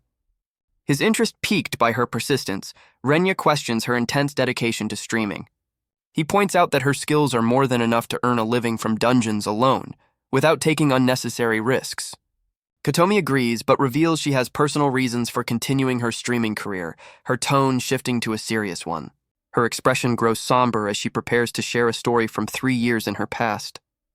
She begins by describing a catastrophic dungeon break that unleashed monsters upon the city, an event Renya faintly remembers. She recounts how a lone dungeon streamer single-handedly fought off a swarm of monsters. The streamer became a global hero for risking her life to protect people, inspiring a young Kotomi. Renya assumes she was moved by this hero's selflessness and wanted to follow in her footsteps. He sips his coffee, silently acknowledging what he believes is a noble motivation. However, Kotomi reveals her true desire was to be praised and adored, just like her idol. Renya is completely stunned by her surprisingly shallow and self-serving reason. She passionately argues that dungeon diving is the fastest way to gain massive public attention. With stars in her eyes, she confidently declares her cute appearance will guarantee her popularity and praise. Renya stares blankly, finally grasping the full extent of her desire for fame. She then explains the business side, showing how streaming leads to sponsorships and is far more profitable than dungeon crawling alone. She fantasizes about a life of luxury, declaring her ambition to gain money, power, and strength as the top streamer. Renya's expression shifts as he realizes he completely misjudged the depth of her ambition. He now sees her true nature, a person driven by an insatiable and unapologetic greed. Instead of being repulsed, a small smile forms as he finds her raw ambition rather impressive. Despite his newfound respect, when she asks to collaborate again, he shuts her down with another firm refusal. He states his simple reason for rejecting her, explaining there's absolutely no benefit for him in the deal. Frustrated, Kotomi resorts to begging, leaning across the table and pleading for him to agree. Her public display draws stares, making Renya feel like he's being painted as the villain. Suddenly, a thought strikes him, and his expression sharpens with a new idea. He asks if many others were also inspired to become seekers after watching streamers, to which she enthusiastically confirms. She confirms that streams are a major source of inspiration for new seekers, a fact Renya quietly absorbs. He realizes more seekers are beneficial to his plans as the Demon Lord, and suddenly agrees to her proposal, shocking her. Her face lights up with pure joy as she excitedly asks for confirmation of his unexpected agreement. Without hesitation, Renya stands to leave, prompting a confused Kotomi to ask where they're headed. He names the very dungeon where she was attacked, mentioning a vampire sighting and tempting her with the idea of revenge. The mere mention of the vampire triggers a traumatic flashback, leaving her completely horrified. A comically terrified chibi version of her tries to flee, adamantly refusing to go back. Her protests are futile, as they soon arrive at the foreboding entrance to the dungeon's hidden lair. He feigns ignorance about her distress, forcing her to remind him that this location is deeply traumatic for her. Completely unfazed by her fear, he turns and walks into the dungeon, prompting her to yell at him for ignoring her. Kotomi sets up her streaming gear, reminding Renya of her trauma while a chibi version primps for the camera. She asks him to be nicer while activating a holographic display, and he nonchalantly agrees to her demands. With all her equipment in place, she taps her floating camera drone to officially begin the broadcast. Her personality flips instantly as she greets her audience with a bright smile and a cheerful catchphrase. The live chat immediately floods with comments from her fans, who are relieved to see she's safe. Without warning, she grabs a surprised Renya and pulls him into the camera's view. She excitedly announces their collaboration stream, posing with the unamused Renya as the chat erupts in confusion. Viewers jump to conclusions, labeling Renya a stalker, leaving him completely bewildered by the fan reaction. Kotomi leans toward him with a smug grin, clearly enjoying the drama she has orchestrated. She glances at her viewer count, clenching her fist in triumph as the numbers skyrocket just as she had planned. Renya silently admires her professional ability to instantly switch personas for her audience. She formally introduces him to her viewers, hyping up the reveal of his powerful secrets. The live chat immediately expresses doubt, wondering why he would ever share such valuable information. Forced into the spotlight, Renya gives a stiff and awkward greeting to the camera. Her audience debates the authenticity of his skills, with some still convinced he's just a CG creation.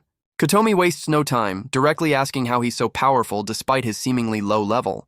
He nonchalantly reveals his methods involve magic refining and variable adjustment, terms that completely baffle her.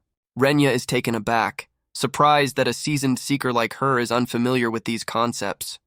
His inner demon lord despairs at the low standards of modern seekers who lack such basic knowledge. His sentient sword materializes, sensing its master's sudden dejection and asking if he's okay. The sword questions his decision to teach valuable techniques so freely, but Renya casually brushes off its concerns.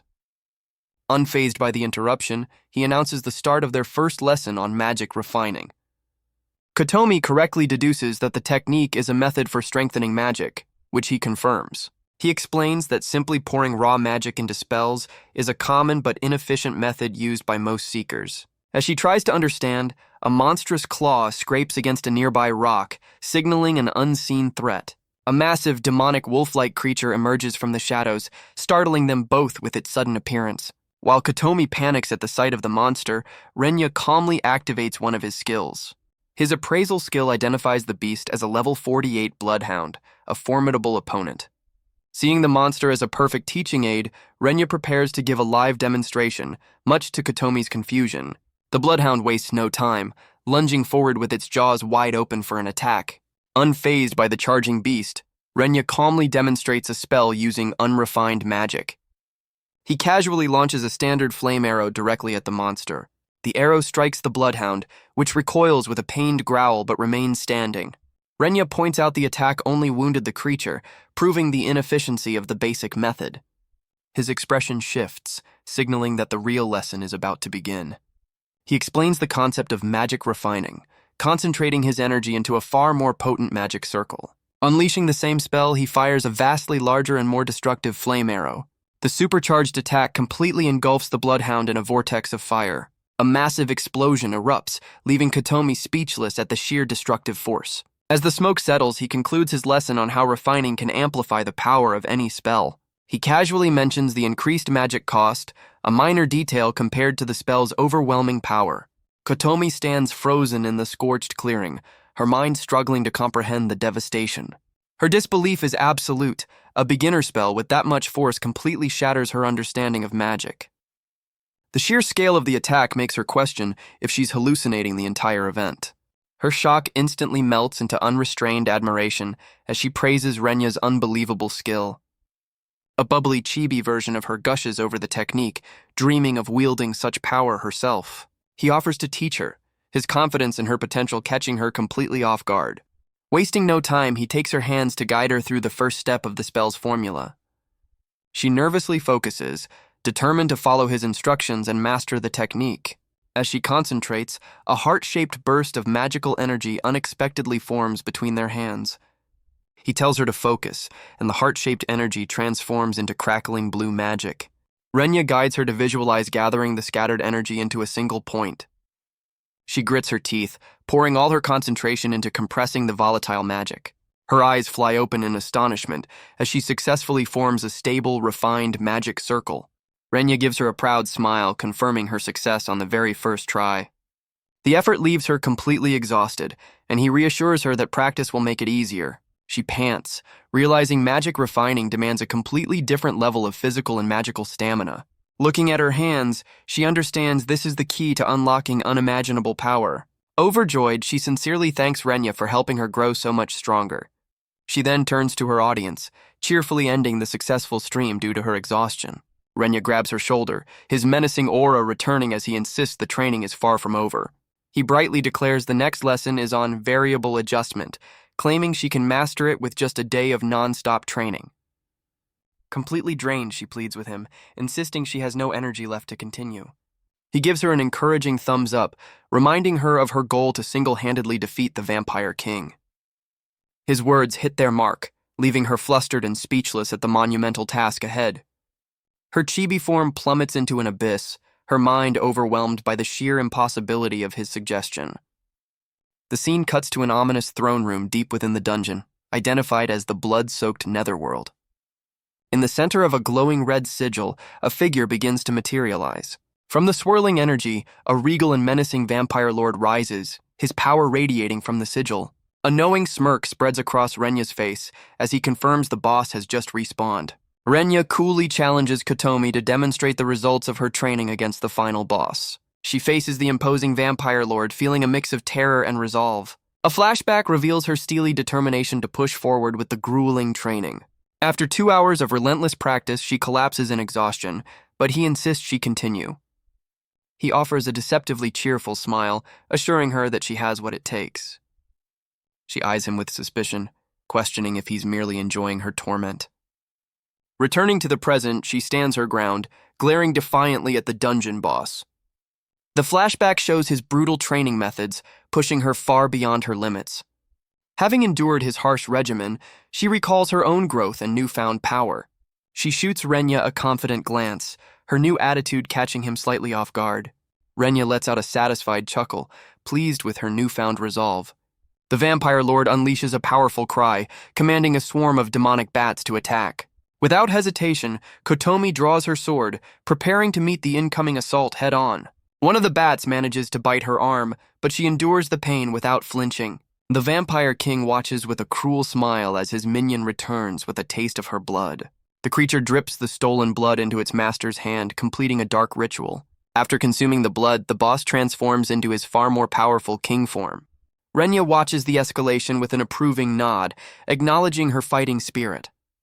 She glares back, her expression hardening with grim determination. Kotomi finally unleashes her power, channeling refined lightning magic through her sword. The Vampire Lord's confidence wavers as she follows Renya's instructions to focus her refined magic. The crackling energy condenses, forming a complex magic circle at the tip of her sword. She raises her blade, gathering an immense storm of lightning that fills the throne room. With a look of pure concentration, she prepares to convert the raw power into a devastating spell. Panicked, the Vampire Lord desperately summons a crimson shield to block the incoming attack. Kotomi brings her sword down, unleashing the full might of her newfound magical prowess. Renya observes with a calm, satisfied expression, his faith in her training paying off. She launches a massive, thunderous explosion, a blinding beam of pure electrical energy. The boss is completely consumed by the overwhelming blast, his defenses shattered instantly. When the light fades, only faint wisps of dark energy remain, marking the Vampire Lord's total annihilation. Kotomi stares in stunned silence, barely processing her own incredible victory. Renya calmly praises her for flawlessly executing a high-level spell, causing her to blush. Her face lights up with pure joy as she excitedly confirms she defeated the monster on her own. Tears of happiness stream down her face as she vows to never forget this triumphant moment. Renya's smile returns, but it's only to announce that her next training session is about to begin. Her celebration is cut short by a flashback to his demonic training, where she dodged a barrage of fireballs. The memory continues, showing her forced to do push-ups with a giant boulder on her back. In her chibi form, she wails in despair, begging to be released from the endless torment. The narrative reveals her grueling ordeal was broadcast live, reaching seekers all over the world. Her stream skyrockets in popularity, hitting 10 million live viewers and catapulting them both to global fame. The scene cuts to a quiet city night, suggesting some time has passed since their dungeon conquest. A news report reveals an unexpected side effect of their stream. Japan's seeker recruitment numbers are in free fall. Renya stares in shock, realizing his intense training methods have scared off potential new heroes. He panics, seeing his plan to inspire the masses has seemingly backfired horribly. However, a close-up on his eye shows a dawning realization as the report continues. The broadcast explains that while total numbers fell, the remaining seekers are now training harder than ever, inspired by Kotomi's grit. He understands that he inadvertently sparked a revolution in seeker dedication, creating a more elite fighting force. Letting out a sigh of relief, he looks down at his sentient sword, his worries turning to contemplation. A confident smirk appears as he resolves not to be outdone by the very people he inspired. He stands with renewed purpose, ready for the next step, as his sword senses his determination. With a confident smile, Renya declares their next objective is to conquer an even stronger dungeon. His chibi form announces their plan to grind for power, and his sentient sword eagerly agrees. The scene transitions to a grand, ornate building under the night sky, hinting at a new setting. Inside, a group of seekers watches a broadcast of Renya, while a shadowy figure observes them from behind. The mysterious figure glares at Renya's smiling face on the screen, his eyes burning with resentment. Shrouded in a dark aura, he clenches his fist, vowing to personally take Renya down. Meanwhile, Renya is already deep inside an intermediate dungeon, battling a ferocious wolf-like monster. He calmly deflects the beast's snapping jaws, his focus unwavering in the heat of combat. With nimble footwork, Renya sidesteps a powerful stomp from the creature. The level 80 Shadow Wolf snarls, acknowledging his opponent's skill before readying its next assault. The Shadow Wolf lunges forward, its glowing red eyes fixed on its target. Unfazed, Renya smirks and swings his flaming sword with practiced ease. The beast recoils in shock as the fiery blade rushes to meet it. With a single powerful flaming arc, Renya sends the monster flying. The wolf is instantly incinerated, and a system notification confirms Renya has leveled up. He checks his new level 70 stats, declaring he's finally reached the baseline for his plan. His sentient sword questions his terminology, prompting Renya to elaborate on his strategy. He explains that since the boss is for level 100 parties, he needed to reach level 70 to stand a chance alone. While tackling the boss is tempting, Renya reveals he has a different priority first. He decides they'll head back to sell the valuable magic items they've gathered during their grind. The sentient sword expresses its shock that its master would engage in something as mundane as making money. Renya bursts into laughter, completely unfazed by his weapon's condescending remark. In a flash of blue light, he retaliates by casting a magic freeze spell directly on his sword. His chibi form smugly informs the now frozen blade that it's best to keep its insolent mouth shut. The scene shifts to a grand, sunlit building, their destination for selling the dungeon loot. As Renya enters, he immediately becomes the center of attention, with every seeker turning to stare. He sighs in annoyance, realizing his viral video has made it impossible to go unnoticed. A familiar voice calls out his name, and he turns to see a woman approaching him. She greets him with a warm smile, acknowledging his newfound and widespread fame. He seems surprised she knows, but she confirms the entire guild has been talking about his famous stream. She confesses her fear that his newfound power would make the guild obsolete to him. Renya pauses, looking at the valuable loot he intended to sell on his system screen. Her mood instantly flips to pure excitement as she realizes he's here to offload his treasures. Just as she celebrates the potential business, another familiar voice calls out his name from across the room. He turns around, his expression shifting from business to curiosity. He's greeted by the cheerful face of Shizuku, a mage he knows from a past adventure. The two old acquaintances exchange pleasantries, happy to see each other again after some time. His friendly demeanor fades as his gaze sharpens, noticing something different about her. His attention is fixed on her powerful new magic staff, a hint of recognition in his eyes. A flashback reveals the staff is a rare reward from a hidden boss in an icy dungeon they once explored. The flashback shows the 3 rare drops from the boss: a magic book, an ice sword, and the staff. Renya recalls choosing the magic book, which granted him the magic freeze spell he used earlier. Shizuku proudly confirms her team defeated the boss on their own, impressing him with her progress. She gives him full credit, explaining his lessons were the key to their victory in the dungeon. He internally praises their growth, amazed a team under level 60 could beat a level 60 boss so efficiently. Renya commends their hard work, and Shizuku blushes happily at the compliment.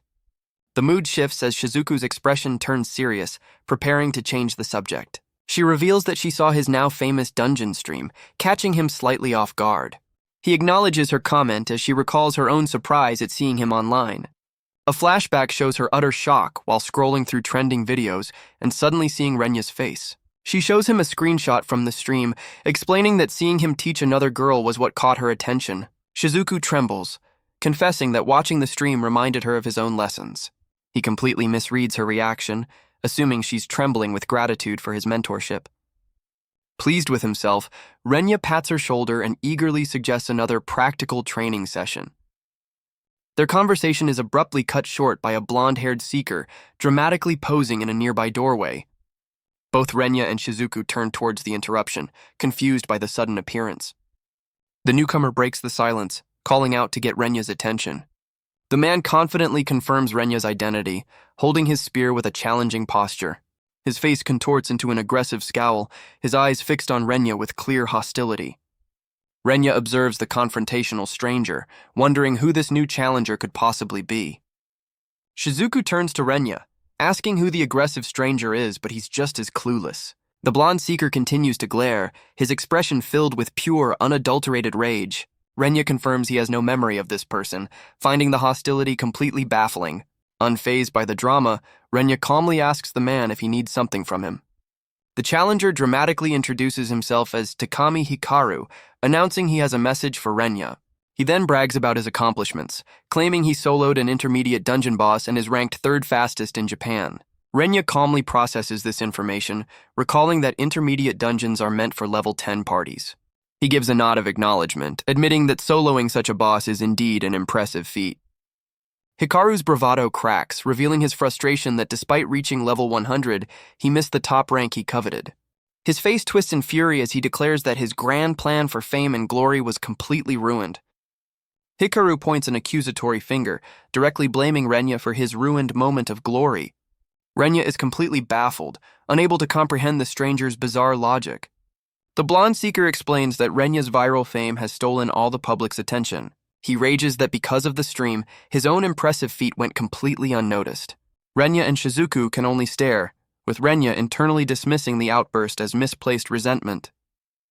To prove his superiority over a mere viral curiosity, Hikaru boldly challenges Renya to a duel. Shizuku immediately protests, finding the sudden challenge completely absurd and unfair. She tries to reject the duel for him, but Renya cuts her off with a simple, calm acceptance. Shizuku confidently turns to the challenger, about to gloat over Renya's expected refusal. Her smug expression shatters into pure shock as she realizes Renya just agreed to the fight. Shizuku is utterly flabbergasted, but Renya sees the duel as a valuable practice run. He smirks confidently, believing that a true warrior never backs down from a challenge. Shizuku can only stare in stunned silence, completely caught off guard by his battle-hungry mindset. Renya turns back to the stunned challenger, ready to make it official. With a confident grin, he formally accepts the duel, ready to give Hikaru the fight he asked for. Hikaru's bravado returns in full force, vowing to crush his opponent and seize the spotlight for himself. The guild hall quickly transforms into an arena, with the two fighters taking their positions as a crowd gathers to watch. The crowd buzzes with anticipation, torn between seeing the famous Renya in action and respecting Hikaru's known skill. Hikaru's face contorts in comical fury as he overhears the crowd already siding with Renya. Shizuku looks on with a worried expression, her confidence in Renya now replaced by genuine concern. Shizuku frets that Renya might get carried away, but he silently vows he won't repeat the mistakes of his past. He acknowledges that Hikaru's high level makes him a legitimate threat, predicting the fight won't be an easy win. Despite the odds, a confident smirk plays on Renya's lips, hinting at a hidden ace. Hikaru strikes a dramatic pose, condescendingly giving Renya credit for simply showing up to the fight. Renya's focus shifts to the spear, recognizing it as a powerful item he intentionally left behind in a dungeon. The spear, stone-piercing, is revealed to have a special spell embedded in its tip, granting it incredible penetrating power. Realizing an ordinary weapon won't suffice, Renya prepares to unleash his own power by activating Magic Freeze Release. He summons his legendary demonic sword, Gram, which materializes in his hand from a cloud of dark energy.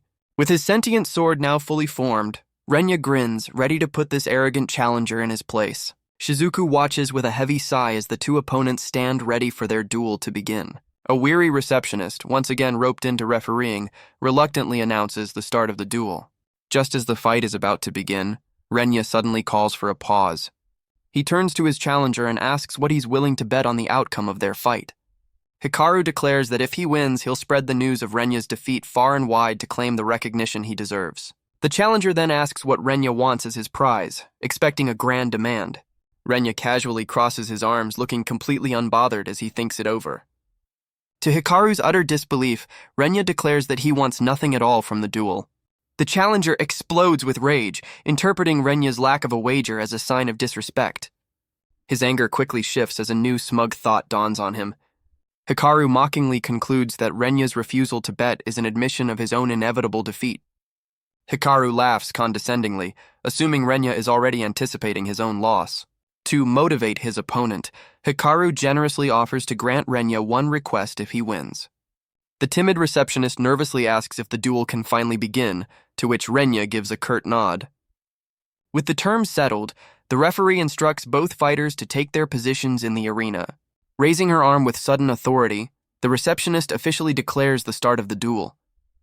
Renya immediately activates a physical enhancement skill, cloaking himself in a fiery aura. He notes with interest that his opponent is also using a similar enhancement ability. Hikaru smirks, unleashing his own powerful green aura to match Renya's display of strength. The two enhanced fighters lock eyes, a silent challenge passing between them before the first blow. Hikaru's confident smirk widens as he prepares to launch his first attack, his energy crackling. Hikaru stomps forward, his enhanced legs seeming to dwarf Renya as he closes the distance. He unleashes a lightning-fast thrust, the tip of his spear cutting through the air towards Renya. With a powerful overhead swing, Hikaru brings his enchanted spear crashing down on his opponent. The challenger roars in triumph, certain that his opening move has already secured his victory. Renya, however, remains completely unfazed, glancing aside as if the powerful attack was a mere nuisance.